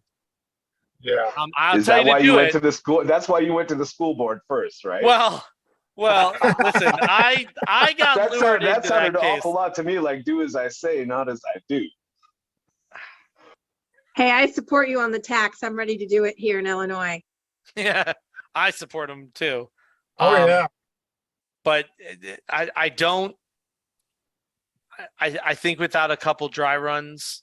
Now the school board issue was highly controversial, and I kind of got lured into it. It wasn't my choice, but it was like it was my choice, but I got lured into it. Well, I kind of want to actually follow the same template, or I want to walk down basically the same path that we're already going down. I don't want to file a claim necessarily against the Charlotte County tax collector as much as I want a public inquiry and a jury to answer questions about the lawfulness of whether those taxes are lawful. Well, because there's no question to me that they are legal, but are they lawful? Well, that's the kicker, the words. It's all about the words. Well, I mean, ask for a declaratory judgment, trial by jury, taking the questions in and ask them. Whatever they say, whatever they say is going to be the law of the land. That's But right. the thing with that system that you're trying to go up against is it's not only just the tax collector's office and the clerks and that. This goes all the way to the top. I mean, of the system. It's not going to be just a local thing. I mean, because I think the thing is though, if we can get 12 men of like mind to sit down and decide that the Florida State Constitution does say in Article 3, Section 7, I think it is. I gotta let my dog out. I'll be back in like 5 minutes. Yeah, Give me you're good. like 5 minutes. We just need to ask them, does the Constitution say this? And is the execution or is the attempted levying of those taxes or of any of these taxes, is that lawful? And we, the people, if a jury decides, it cannot be re-examined by any court in the United States except at common law.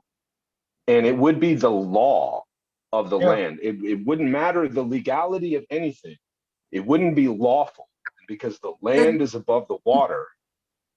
We, the people, take precedence, and we could demand, and ultimately, where that ultimately needs to wind up is we need to have an assembly. We need to have a territorial land sheriff who's accountable to the assembly, answers to the assembly. And we need him to be able to execute the will of the people as we see fit. And if he's incapable, then it's really the responsibility of the assembly to call the militia to execute the will of the people. So people who have overstepped and usurped their authority, because all the authorities that we gave to them in the Constitution were delegated, they were not abdicated. So any power they have, we have. That's right. So if a jury sits down and says, no, the law is this, and the tax collector continues trying to collect taxes from anyone in the county, they will be breaking the law. And should they continue to go against the will of the people that way, it is the duty, as is stated in the Declaration of Independence, it is the duty of the people to rise up and shake off the shackles of that tyranny. Yep. Now, the taxes are separate from the assessments. So what you're suggesting is that the taxes be eliminated. Now the assessments are not. Is that correct? Well, except that because of the way that the laws are written, assessments are taxes. There's no getting away from it. If you are assessed something, it is a tax that's being assessed. If it's an assessment for example, our water, sewage, and waste, that's a service that we're assessed for and we're given a cost and then charged. Right. Okay, but do you have a contract with the company that's providing you with the services of your sewage and your water? Well, they call that your MSBU, correct? I kind of don't care what they call it. If you own your property, no one else has any interest in it whatsoever. And if someone wants to provide you a service, they have to have a contract with you so that you have a full disclosure about terms, conditions, obligations, and responsibilities to hold up your end of that contract. Right. Well, and in this county, the way they've done things is they have, like, say, for instance, let's just use waste management as an example. The county has contracted with waste management, circumventing you and charging you an MSBU for that service. Correct. And there is no, what is it called? That contract, you have no contract with them. An ancillary contract is not binding to you. Okay. That's right. Because you can't just pass off a contract to someone without everybody's involved consent. Right. I agree. Lawfully. Legally, you don't need that, but lawfully, you have to have consent in order to transfer ownership of contract. I think it's called parity of contract. Constitutionally, according to the Constitution for the United States of America, all property is to be held in metes and bounds. And what that means is that all of your property is supposed to be determined and defined by its relation to a set point where road X meets road Y. That's the meet.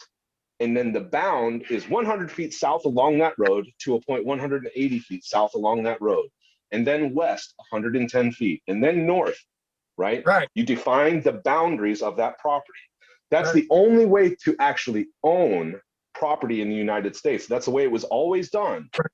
When the corporations came in and took over the administration of our government, they laid down a transparency over the top of a map of, say, the state of Florida or Charlotte County.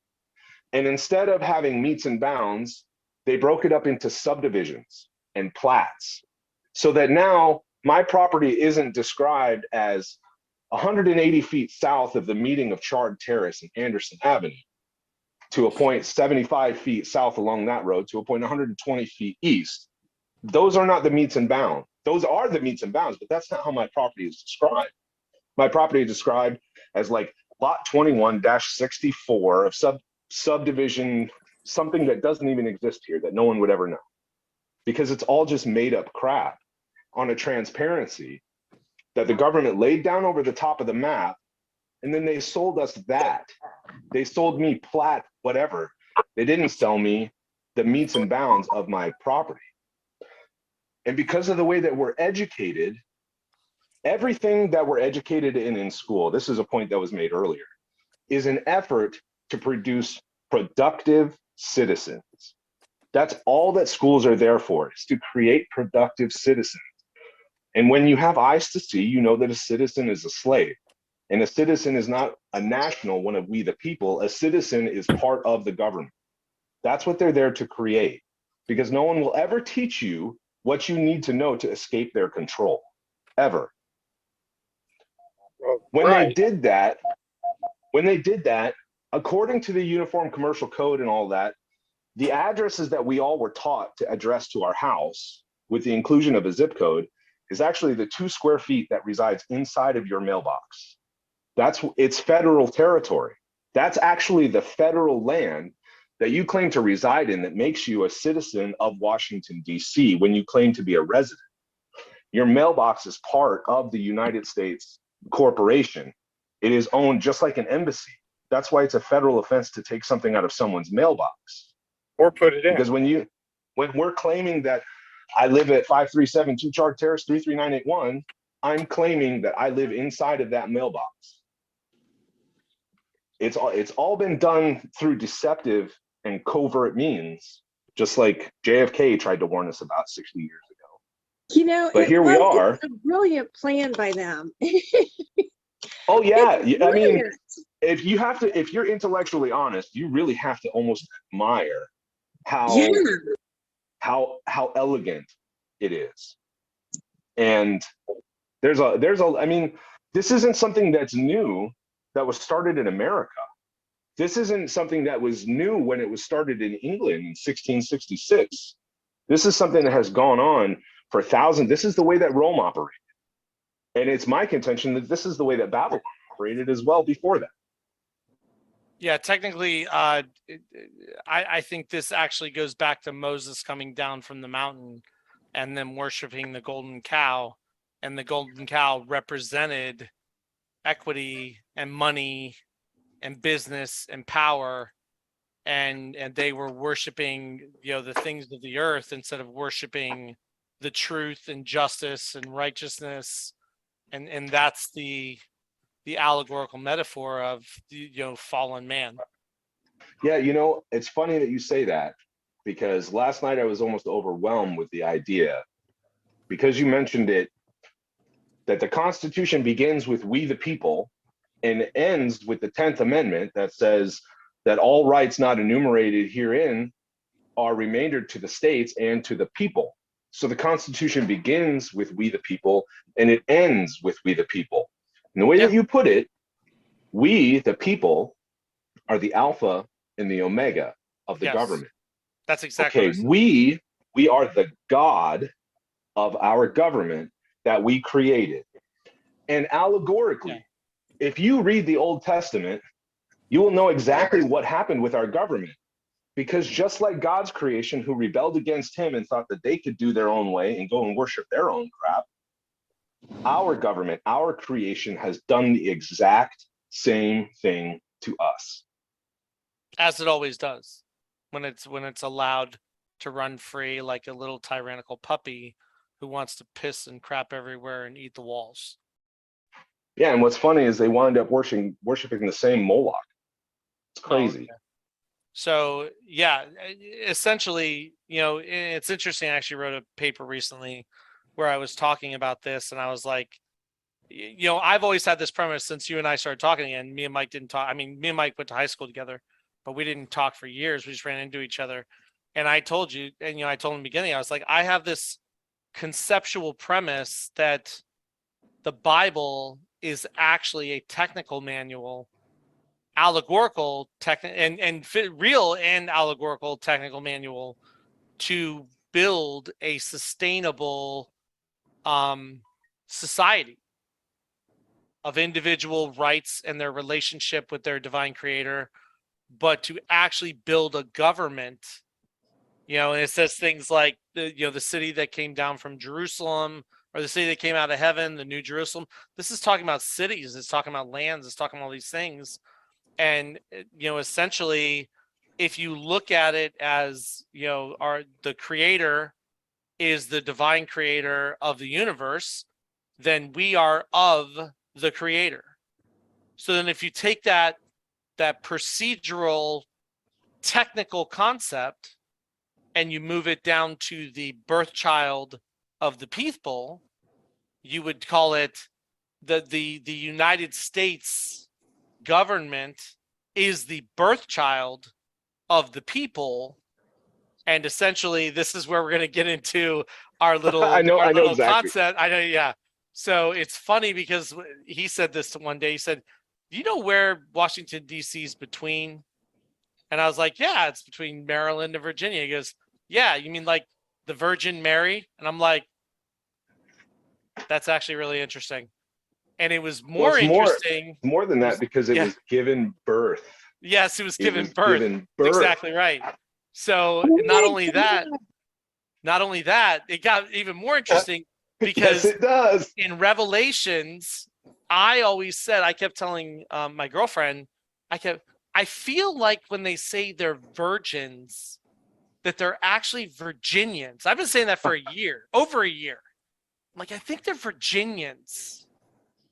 And she's like, no. And I'm like, but the city that came down from heaven with no father, but was come from the mother that gave birth. It only makes sense. If we go back to what you were talking about there, Michael. Yes, sir. That's where I'm at with this roadway thing that we've got going on here.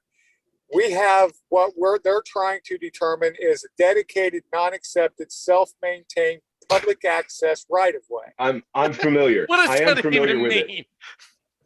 Right? So now if you're supposed to have property,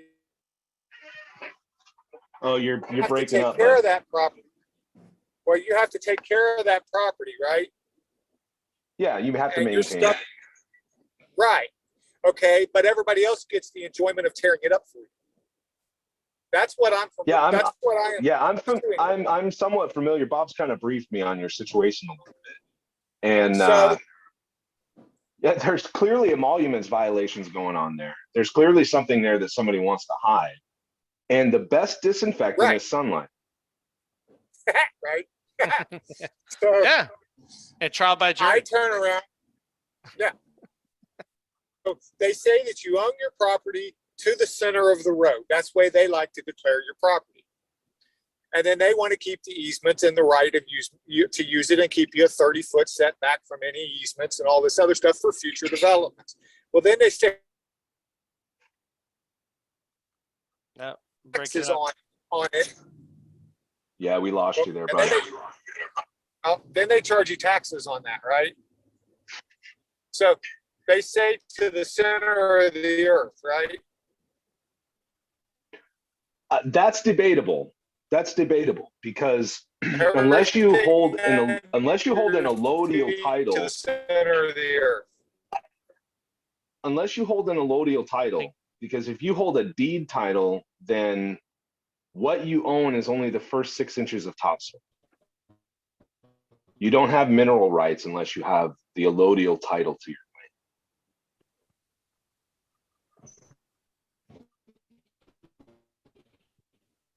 No, we lost him. Yeah, you must be driving in a bad area. is Getting he back driving? one thing, okay? There was one more thing about Washington, D.C. that was All right, very and intriguing. that's exactly what I read. You don't own the mineral rights to this property. Yeah. Right. There was one other thing about Washington, D.C. that I found incredibly fascinating. Before it was called Washington, D.C., it was called Rome, Maryland. It's built on 7 hills, just like the city of Rome. I just put that in the chat. I didn't know that. That's interesting. Oh, you did? I'm missing it? I didn't get that. That's interesting. Yeah, he told me that the other day. I was like, that's interesting. So, but listen, All a roads lot. lead to Rome, right? Yeah, all roads lead to Rome. So it is interesting when you start to have these conversations and you start to see how it ties together. And Yeah, we've been told all of the truth of all of this our whole lives. We really, okay, here's one I just got today. All right, and this stems from some information I got about sovereigns when the United States was formed. There's a guy who does a really excellent history of the United States. Everybody should check out. I'll find a link to it and post it in the Telegram before we're done here. Everybody should watch it. It's the best 2.5-hour history lesson you'll ever have in your life, and I promise you'll watch it 3 or 4 times. But shit, now I forgot what I was going to say. ADHD kicked in. Squirrel. What's Right? your Telegram group? I'm involved. I'm in a bunch of different Telegram groups. There's a few common law lounge groups that have some very good file resources. I was able to get copies of Black's First, Black's Fourth, Black's Fifth, Bouvier's on Law, Bouvier's 1857, which is the dictionary that the Supreme Court uses and the only dictionary the Supreme Court uses, because the Supreme Court has to use the law before 1861. And the last definition that they used was Bouvier's 1857. And they have to continue using that because they changed the definitions in 1861, and it was ruled that they couldn't change the definitions of the word. They have to follow the original intent. That guy is probably one of the smartest people about this that you'll ever run across. If you ever have an opportunity to talk to that guy, David Straight, you should. You absolutely should.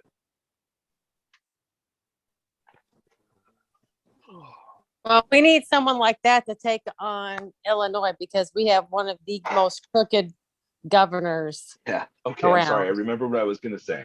All right. It is now. In the history of the United States, at the end of the Revolutionary War, there was actually a problem with the army, and they couldn't pay the army.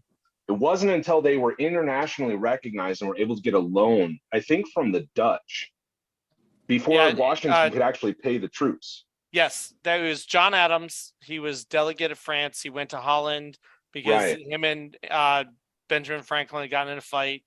And after, I think it was the Battle of Valley Forge, there was enough turn that Adams secured 2 million or 2.5 million and established the first U.S. embassy. But Adams didn't do that on his own because John Adams was not a sovereign man. John Adams was a subject of the British Crown, just like all Americans. Americans weren't granted sovereignty until it was declared so by the first head of state of the United States, a man named James Clinton Belchair. James Clinton Belchair was a descendant of the Belchairs, who were the knights who helped William the Conqueror conquer England in 1090. And William the Conqueror granted all of the knights who helped him capture England sovereignty. And those families carried their sovereignty. And when the New World opened up to them, part of their family moved here. And James Clinton Belchair was a sovereign, and it wasn't something that was highly in regard in the United States at those times. You have to remember, because a sovereign was a peer to royalty. You had a peerage. You could speak to a king. If you're a commoner, you can't speak to a king. Why do you think they're called noble gases? There's a reason. There's a reason, because nobles don't interact with any of the other people. That's why they're called noble gases. Oh, the same would be with noble metals. Correct. Because Correct. heavy metals in the body are toxic, but noble metals in the body are not. Correct. Holy cow. So, I mean, there's this sort of thing is everywhere, okay? The bearer bond, the international bearer bonds market, you know, the hypothecated debt where they trade mortgages and securities and that sort of thing. The size of that market is 1,000 times the volume of all of the currency on Earth. And I had no idea how that was possible or why. What the hell is going on there? How can there be, if you took all of the dollar bills and all of the rubles and all of the rupees and all the Deutschmarks and put them in a pile, what they're trading on the stock markets is 1,000 times that much. Because bearer bonds are in trust. Those things happen in trust. Trust is the jurisdiction of the air. And if you'd like to take a guess at what the volumetric difference between water and steam, which is water in the air, which is a contract of trust, it's 1,008 to 1. That's why the international bearer bonds market is 1,000 times the volume of all the currency on Earth. Because water exists in the air at a ratio of 1,008 to 1. All of these things are everywhere. All of this information is all over the place. It's just a matter of putting those pieces together and, oh my gosh, is that really it? And it turns out, yeah. And that's like in the Bible, when I always wondered about that, because it says the water above and the water below, and then there's land in between. And I was like, so there's water above us? It's the air. There is water above us. Yeah, there's all kinds of water above us. Yeah, there's actually, so this premise, that's what we were going to get to earlier. We were going to talk about the word. So it's a docket, right? So, and me and Mike, I don't know, I think he came to this too. You know, it's called a docket, but really what it's saying is it's at the dock. The reason it's at the dock is because the dock is the veil before you head off to equity on a ship out to sea, or you go to the territory of the land at common law. And where does the water meet the land? Well, you meet it at the dock. So that's where the docket is. That's where the record is kept for both sides, the veil. And that's why the doctor is called the doctor. Right. And that's where the mom goes to the dock to deliver Correct. to manifest. Yep. The cargo. That is correct. There you go. Because before then, they weren't called doctors. They were known as physicians. That's right. Yeah. Well, and essentially that's the difference between a lawyer and an attorney. Attorneys operate at equity. Lawyers are considered counsel under the Constitution, the Bill of Rights, which says you have the right to counsel. And lawyers are the studiers of the philosophy of law theory. What about And an the conflating? A what? Yeah, the conflating of those two words is the same deception that they use everywhere. Just jurisdiction. Right. So they're not lawyers, they're actually attorneys. And if you look in some of the old cases, like you look in Chisholm versus Bull or some of the late 1700 cases, early 1800 cases, when it actually addresses counsel, professional counsel, it actually says counsel and attorney or attorney, or it says lawyer and attorney or attorney. So it literally had them separated in all these cases that came out of the Supreme Court because they were separate. One was at common law, one was at equity. And what about Esquire? Wow, that's gonna get fascinating. One of our favorite subjects. Yes. So Esquire, a squire, comes from the young squire, which comes from the lowest ranking servant Title of nobility to the king. So when you become an esquire, you are the person that serves the knight, that makes sure that his armor's there, he's got his sword and his shield, and it's ready to go, because you work for the knight, and the knights work for the crown, and they are the protectors of the crown of the guild. So then the word esquire as a title of nobility, and that is essentially the opposite of the people. They are the servants to the crown itself, or they're, in technical terms in 2022, they are the servants to power and money, not to law. Well, yeah, they are. Think about what we think knights and squires. The esquires have become the lawyers. Nope. They're the people who prepare attorneys. I'm sorry. Yeah, they become the attorneys. I'm bad at it too. And judges. The role of the squire is to prepare and make ready everything for the knight that he serves. Squires are under knights. And who are the knights in the modern day world? Well, the knights are the corporate titans, industry titans, people whose names we don't know. Those are knights. Sir this and that, sir that and do. The guys who own diamond mines and emerald mines and railroads. And then above them, you have dukes and counts. And they are in charge of the territorial maintenance of its people, the cattle. And then you have the king, who sits on top of all of them. But the squires are there to protect the knights. That's their purpose. It always has been. Their purpose is to protect the business interests that the crown has in its knights. Has anybody ever noticed when you watch TV and you hear our legislators talk, they don't talk about anything except the economy or money? Yeah. They even convinced us that every form of reparation that we should ever ask for was in a monetary value instead of seeking justice and punishment.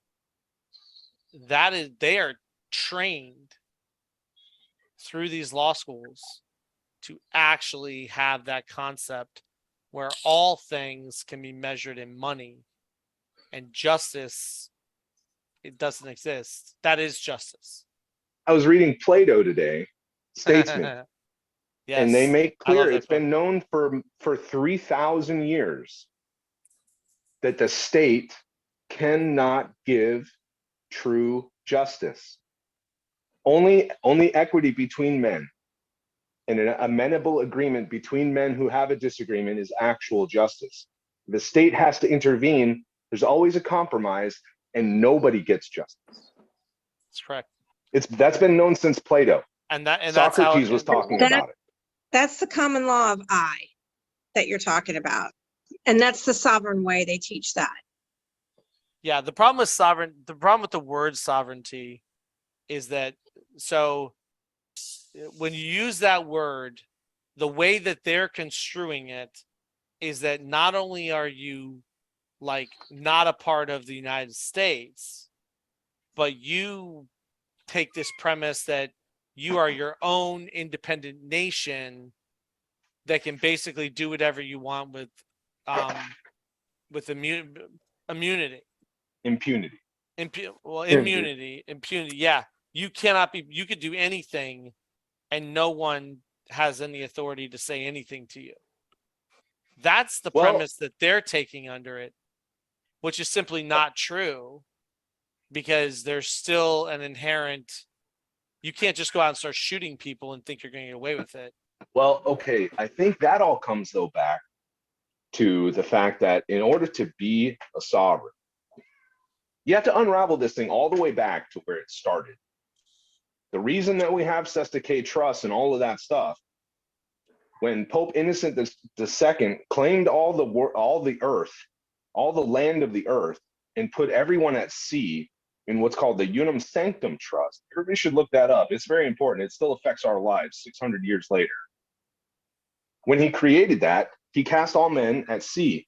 And they said, if you wanted your inheritance, because the earth was given to the meek, if you wanted your inheritance, you had to come and claim it. Because until you repented of your sins and were born again, you were dead and lost at sea. We have to kind of keep that. Those are the rules that they set up. Okay. When you claim sovereignty, there's only one place that you can claim it from. There's only one place. And that is that Jesus Christ is the King of Kings. And if he is my king, then I am a king. It doesn't mean I'm sovereign because I am a slave to my king. But what that means is I am no slave and I am commanded not to bow my knee to any man. I'm not supposed to respect any title. I'm not supposed to accept a personage. God is no respecter of persons. That's laid out very clearly. And we're commanded to become fishers of men. The only way that I can rationalize that is going around and picking up men out of the water. And until I realized what that meant, my life didn't really have a purpose. But now that I understand that that means taking men and giving them an education so that they can get themselves out of the drowning mess that we have all been inflicted onto. Well, I was lost. And now I'm found because there's purpose in my life, and that is to be a fisher of men and help all of these people get to a place where they understand that they are kings as well. This is so awesome. I mean, oh my God, this is like music. I have ears to hear. Well, the truth has a very specific frequency. Yes, that's true. Yeah, and this goes back to the whole part about, you know, there's so much work to be done. It doesn't matter anymore. You gotta just pick a purchase point and just start doing it. Go. You know, we're really there. That's really where we are. You know, we're either gonna, like I said, we're gonna tear it apart or we're gonna get it off the rocks. I don't know which one's gonna happen. I foresee at the end of this, we will have a new constitution. We will be a new republic, and those clowns are gonna run for the hills. So that's where I see this coming to. Bob, why do you say a new constitution? And you'd have to have a constitutional convention, wouldn't you? Yes, you would. So the path to a constitutional convention, and I've been trying to figure this out for a while. Constitutional conventions can be very dangerous because they can be manipulated so easily. Well, the question is who's going to be at the constitutional convention. We still believe that the legislators would have the constitutional convention, but the fact is that's not the way constitutional conventions work. What would actually happen to get a constitutional convention is, so the state of Florida has 67 counties. And I'm actually working on this, and I think I've sent some of this to you, the documents, and we're still trying to pull the documents from the delegates that went to the Treaty of France. So we need passage documents to put together, and then we have to take them in front of a trial by jury. We have to get declaratory judgments of safe passage and protection as we move through. Once we get our delegates assigned per county, then we can write in that we are going to have a convention of counties. Once we have a convention of counties, Florida would need 54 counties because there were 9 of 13 states. So once you get 54 counties together at convention, we can now rewrite or modify the Florida state constitution at common law. Once we modify the Florida state constitution, resurrecting the real assemblies and establishing them. And again, this would all be given power, would be delegated from the jury that these delegates would stand forth and move forward. Then from there, we could write in the actual documents to establish our state delegates. And then we would have a convention of states through the assembly system to bring forth a more perfect, updated federal constitution, superseding and taking the lessons of what went wrong here and writing it into that document to move forward and hopefully create the true republic that we were supposed to have in 1776, which we didn't have. I mean, if we look back, America still had a lot of dirty skin to shed. It still had slavery. It was an argument. It was a debatable issue. Women didn't have the right to vote until 19th Amendment. Yet in Plato's Republic, women had equal rights across the board. You were determined whether you were a slave or you were a man by your level of intelligence. So when Plato talks about the barbarians, he's talking about people who are stupid versus people who are intelligent. And that's what made you barbarian. It had nothing to do with your flesh. It had nothing to do with your sex. And Plato really elaborated on this equality for men, women. It didn't matter. You were judged by your level of intelligence and your actions and your integrity and your ethics. So I'm going to get back to the original question. Go ahead. What prevents a constitutional convention from being corrupted? Well, there's always going to go ahead. Whoever said was going to talk. I'm sorry, it's Kathleen. My understanding is that the golden rule, the number one rule, is that you do no harm to self or others, and you always stay in honor. And so that would be the basis of it, is that you do no harm to others and you stay in honor at all times. If you do harm, it requires evidence, and that evidence, if proven, would be a reason for remedy, reasonable remedy between the parties and or a jury of their peers. So the basis would be no harm. Yeah, I mean, well, you are allowed to do harm in defense. So our laws aren't built for offense, they're built for defense. So essentially, and I understand what you're saying, you're saying, and what you're describing, Kathleen, is you're describing the inherent divine laws of nature, which is do unto others as you wish to be done unto yourself.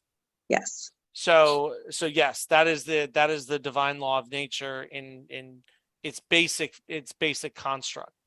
So the problem right now is, at this point, it's questionable whether we actually have a functioning constitution.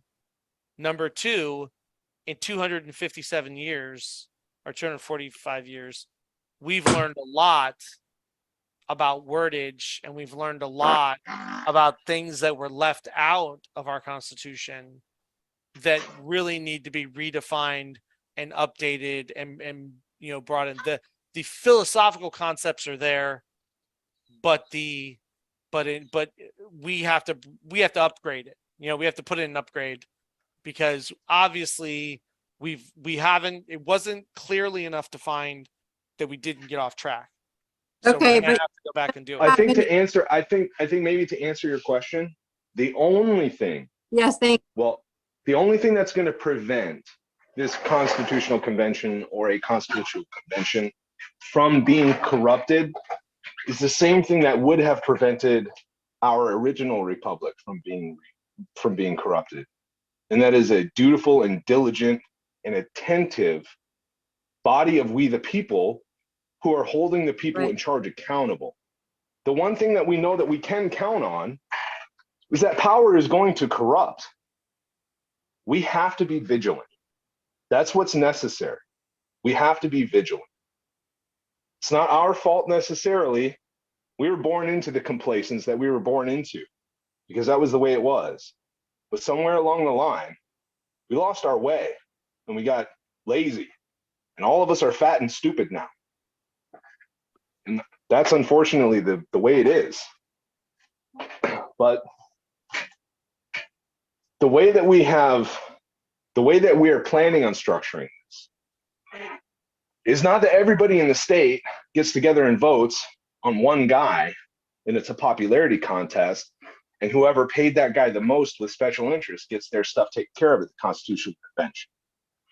The way that this is supposed to work is this county, Charlotte County, will have an assembly of however many hundreds of men, and we will elect a representative from amongst that assembly to represent us at the state assembly. Those state assemblymen will elect one of their members to represent the state of Florida at the Constitutional Convention. It'll probably be And a couple only delegates. Yeah, well, however many delegates there are. Right. I'm sure there will be a different number of delegates based on population in whatever states. But regardless, every step of that process is going to require from us, the public, or the people who have granted that power to the government to administer, it's going to require our vigilance. And we are going to have to be with them as unforgiving as they have been with us.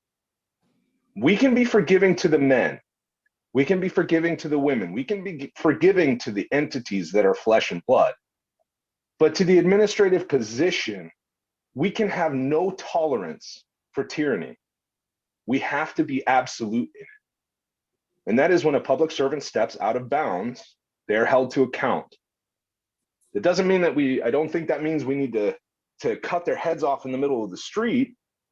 What I think that means is everybody gets offered, once they are given the truth, they have the opportunity to repent, just like all of us have been, because none of us are a greater judge than our Father.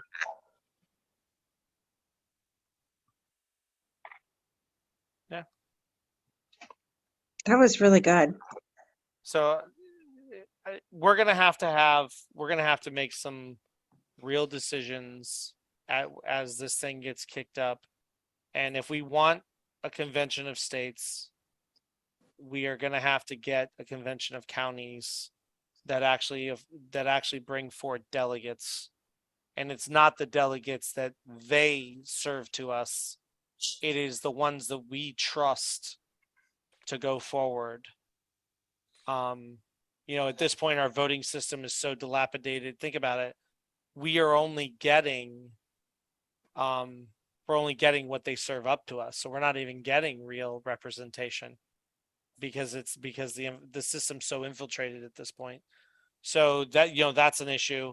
And then, the political parties are ridiculous. I mean, let's think about where political parties came from. If you actually think back to 1776, those were the assembly delegates that went to the Continental Congress. There were no political parties.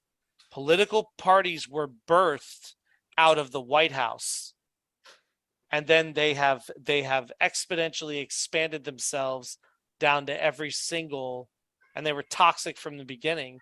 John Adams, and some of you don't know, he was my great whatever grandfather, specifically said that political parties will be the destruction of the republic. So they knew it from the beginning. Well, if it was birthed out of the White House, then the political parties need to go right back where they came from. They need to go right back to the White House, because we're done with that crap. We're going back to the assemblies. We're going back to the people who are going to speak their mind. And we're going to have public debate. And we're going to talk about these things. And we will put forth our own people that we decide we trust enough to go forward and represent us out of our own communities. Would you have a constitutional convention of counties in the state before you would have a constitutional convention of the federal? So it sounds like to do a state level would be the first, or a county level would be the first priority, and then you would do state. Is that correct? We would find our delegates at the county level. And then we would enumerate certain powers to them through legal doctrine, lawful doctrine. And then we would have a declaratory judgment of fact, trial by jury, where we go forth with these judgments and we get the actual law record under the 7th Amendment that empowers them to actually do what they're going to do, what they're being put forth to do, because it's not just about doing what they've been asked to do. It's also about providing them the lawful authority to have the protection of passage.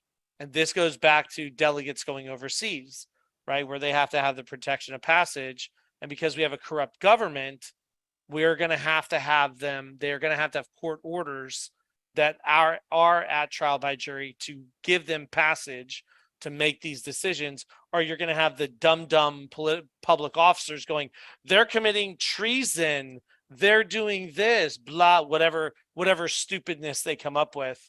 So essentially, by court order, they will be empowered to do those duties in representation of the people, not of the government.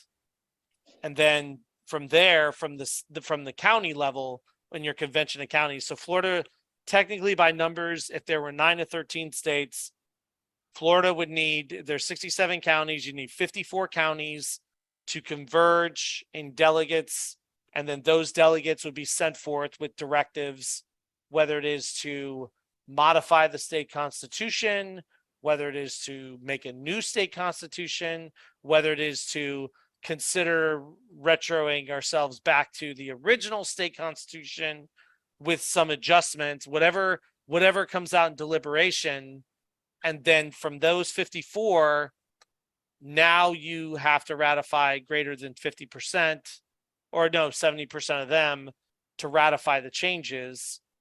And then from there, you would assign delegates to the federal constitution at assembly that would be given the power through them that go on to the state, to the convention of states through assembly coming from out of the counties.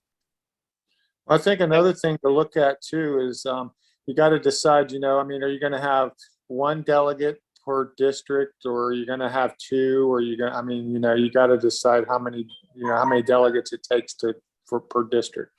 Yeah, I think, and the way that I wrote it, because I've written part of the Charlotte County Constitution for the assembly. The way that I wrote it, I really tried to follow the federal constitution in its origin. The delegate, you would have a assembly delegate that would be separated by voting district within your county.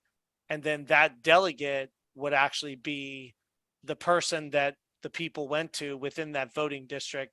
And we would really get back to like this territorial concept of voting districts define who I'm supposed to have. And then my county is defined by territory, and also this is another thing. This would get rid of the gerrymandering crap that they're doing. You would have delegates per county based on population. And that's essentially how it should be, because that's how our state's divided up. Well, I think that honestly, if you really do it, they put a lot of thought into population to have like committee people. So they went by population per district, and most districts require 2 committee people in order to be able to function. And some of them are 4. So yeah. So every 1,000 people they've decided to give, every 2,000 people they've decided to give 1 committee person for. 4. It ain't 4. No, we should have 2 more on our committee. Yeah, 2. and I think those are things that I think are gonna have to come forward. Obviously, we have some significant problems, but if it appears that our common law system is up, it appears that it's going to be running. So we can start to make these changes for our state. And really, we're not trying to overtake the government, but we do have the right to instruct them and command them. At least be included. Well, no, we have the right to tell them, and we've let them run free for a very long time. And that time's coming to an end because we're seeing what's happened because of our absence. There's a reason Scalia said that we are the fourth form of government. Right. We are the most powerful form because we're the one that meets the government. The government doesn't come to meet us. So I think that's the direction. I think that these assemblies that don't have declaratory judgments, they don't have law behind them, I think that they might be in some trouble. You've heard of people getting arrested, heard of all this stuff, other stuff. I can't make a lawful argument. And for those of you who went to court, I enjoy arguing. And I definitely love being in a courtroom. But I can't see where their power is coming from, where in this model that we're talking about right now, I can logically tie the structure of power coming from a place, moving up into each layer filled with law, which is lawful, to fill it with law. So I see that model as a reasonable operation or function. Well, the obscure thing about a lot of this is that we have 35 books of common law for the state of Florida, but then you go into the equity law and all that other kind of stuff that they're practiced on the other side of the fence, and they have to have a brick and mortar building to store it all. Yeah. And actually, listen, if you ever get a chance to go up to the state, I'm going to have to go up there again. I also have to go to a couple other places. There's some other Yeah. Hey, there's the books. Those are the books. So, the Supreme Court Library in Florida is 2 levels, and the majority of it is equity theory. There are some places that have common law books, but there weren't that many. I mean, I think I got 20 out of thousands of books there. So, but it hasn't been practiced in 70 years. I don't know if those might be all the books. I doubt it. I think there are more, but they're sitting there. They've been there. They've been there the whole time. Yeah. I guess nobody just drove to Tallahassee and said, I want to look in the library. Well, most people drive by and say it's a pretty building. Yeah, it is a pretty building, but there's a lot more inside of it.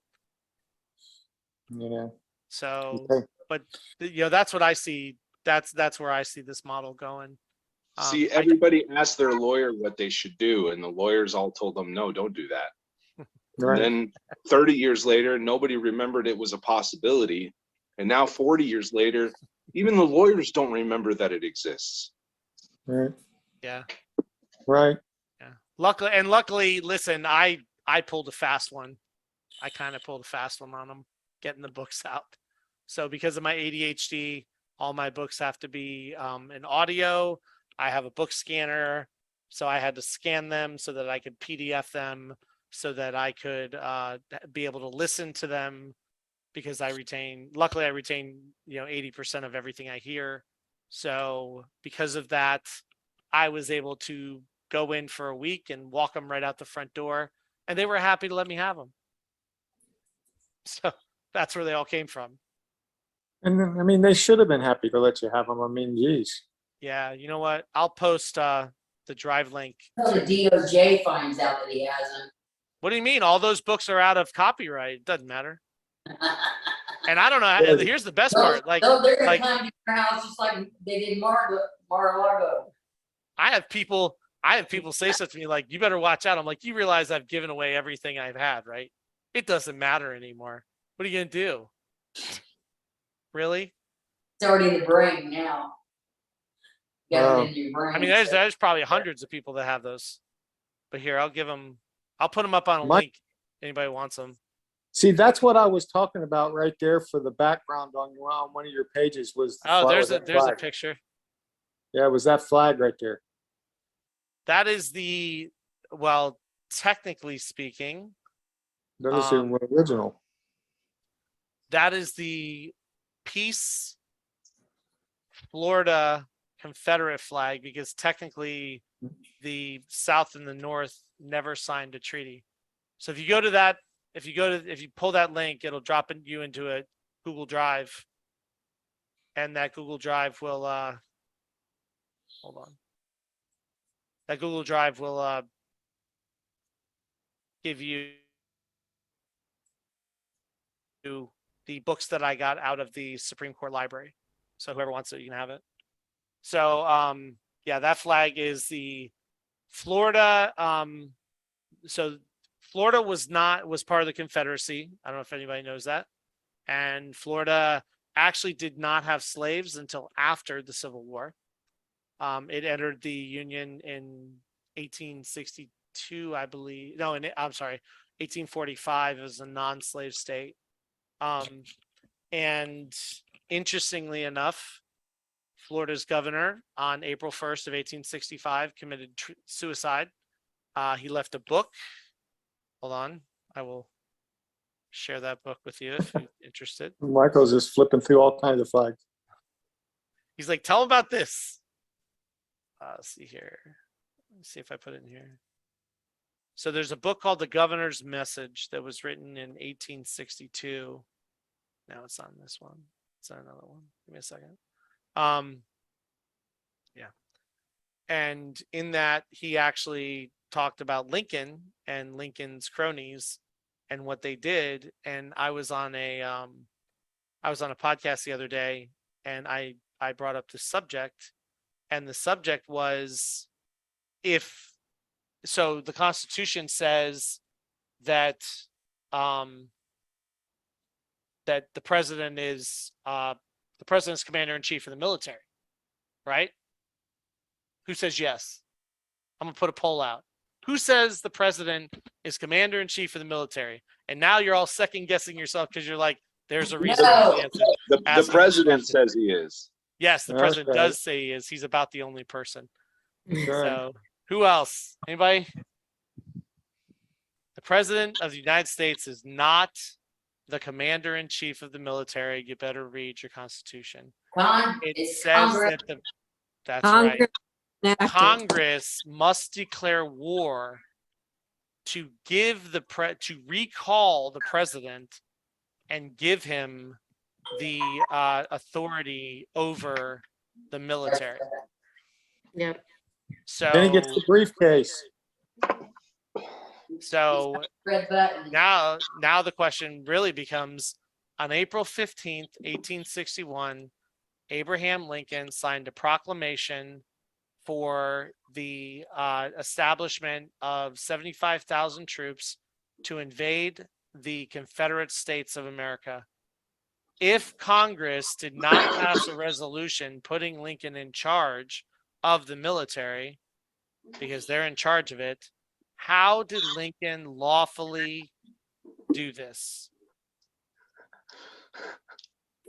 What do you mean? How he didn't lawfully do it? Oh, there you go. That's the answer. Done what he wanted to.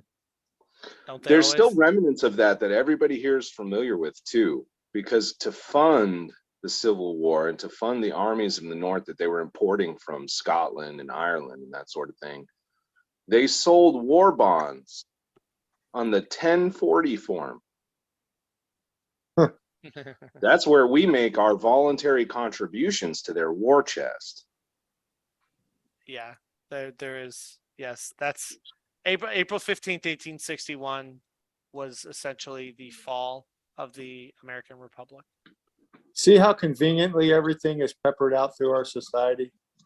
If you want to learn a lot about it, there's a book that I read by Jefferson Davis. It's called The Rise and Fall of the Confederate Government or Confederate Republic. And in it, so this is interesting. So Jefferson Davis became the president. Oh, by the way, I put the governor's message actually in that YouTube or that Drive file. So you can read that. And there's an interesting story to how I got that.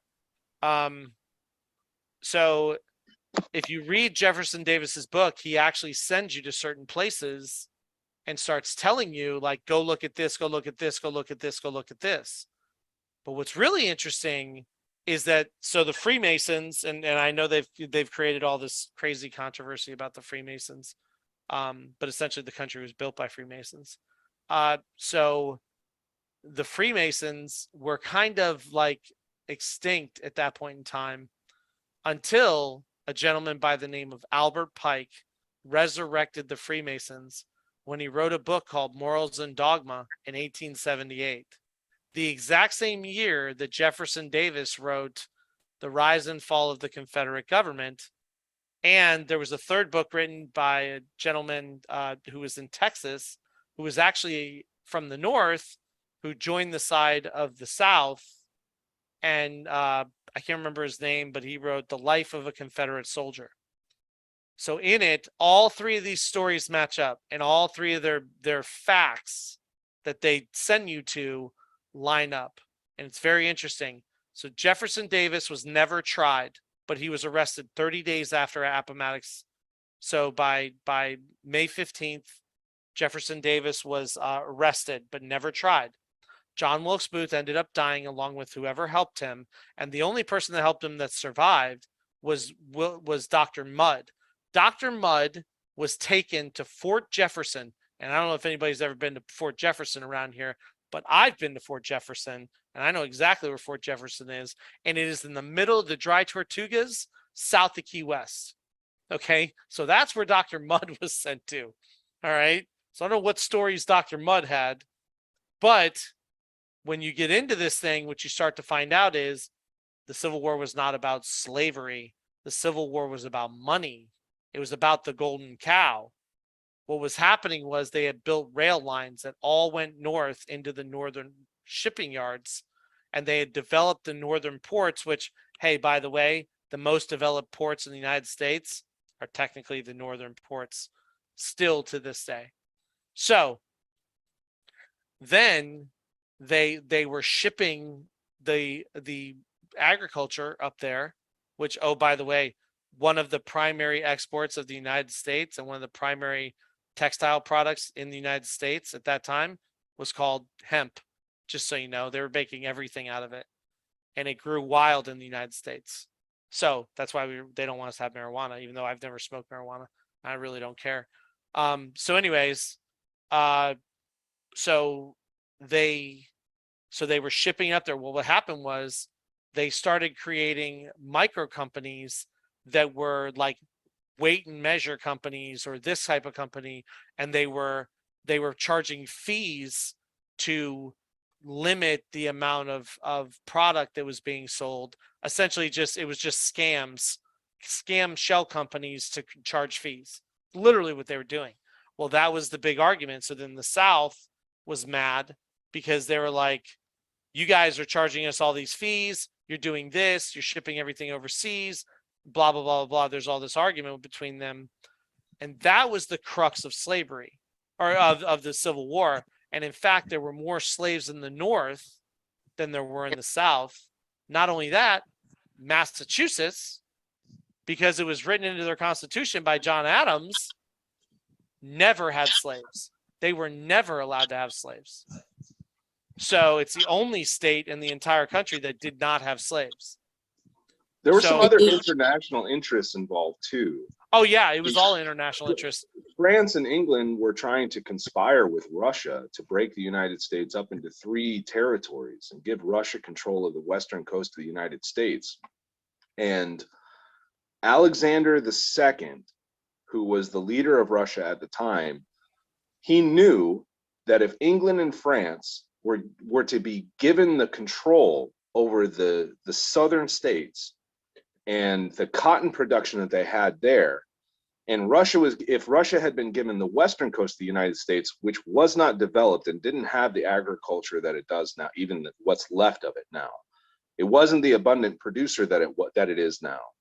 He knew that if France and England were to achieve the economic advantage that they would gain from monopolizing the world's cotton industry, because they already had a monopoly on the Egyptian and Indian cotton markets to compete with the American cotton market. He knew that if they were to gain that kind of control, they would gain such economic advantage over Russia that Russia would never be able to catch up. and Russian vessels patrolled and defended the east coast of the United States from British and French ships during the Civil War. We're not taught that, but that's a very important part of history. Yeah, I don't doubt that. There's a lot of things that we've been told a piece, but then we haven't been told everything. And We've that, been and told Russia, Russia, Russia, Russia, Russia. Exactly. Yeah. It's what we've been told. So And I have a friend. I just had dinner. Well, my girlfriend and I, we have friends. So she is a top, a primary executive for IFC World Bank. And she's Russian. She's from Moscow. And we got into this whole discussion about Russia and about the Ukraine and everything that's going on. And she even says that the Russian people don't want anything to do with Ukraine. It's all politics. They are furious with what's going on and they're tired of it. So, and her, like I said, her family's from Moscow and we just had dinner the other day. So yeah, it just is, people are tired. They're tired of all the war. They're tired of all the manipulation. They're tired. They're just tired of it. They don't want to do it anymore. I've heard it said that life is what happens in between the things you plan for. And it seems in this case, like life is what's happened when Trump wasn't in the way. Because I think this might have happened 4 years ago. We would have been in war with Ukraine 4 years ago. I think if he hadn't interceded and been a monkey in their wrench. Because the whole thing has been planned for years and years and years. There's no escaping that. Yeah. Well, I'm not going to argue that. I will say that the good part about evil is that it's too dumb to realize it will destroy itself. Because while all the power mongers are consuming everything around them, they are also start eating each other whenever they're smart enough. They're smart enough to all go to the same school, but they're stupid enough to all go to the same fucking school. That about sums it up. So luckily, all we have to do is just start putting light on things and the cockroaches are going to scurry their way to where they're going. Well, we're in Russia and Ukraine and all that, we're getting involved in all that, spending tons of money over there, and we shouldn't even be involved in that. Well, they got to spend the money somehow. America has an astronomical amount of money, which is unbelievable. They're going to call us World War III. It's all a show. All of it. It's all a scam. There's people at the State Department right now clamoring to have a WNBA person in Russia freed because she had marijuana on her. There are 1 million people in jail in America, right, who are in jail for marijuana. Right. Maybe you should start by setting them free first before you go telling other countries how to act. Come on. Right. Well, now wait a minute. Listen. But hold on. If I'm a blue hair screaming in the street, that's exactly what I want to hear. They're fighting for my rights. Wait a minute. Whoa, hold on. I'm gonna jump in on this one, okay? Because I'm the one that sat here and said that the power comes from the people, and then it goes to the county, and the county's supposed to. Well, I guess I didn't elaborate on this part. So the people watch everything. The county is supposed to interact with other counties and the state. The state is supposed to interact with other states and the federal government. The federal government is supposed to be instructed by the states. We call that the legislature. And then they are supposed to interact internationally. So this might actually be the only first time ever that they are actually doing what we put them there to do. Ever.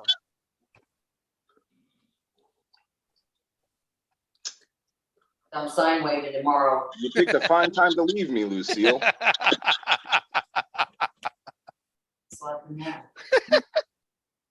We're not doing it. So, hold on. Well, we did 4 hours. So, but I am going to humbly bow out. Yeah. Hey, thanks. This was Oh. great.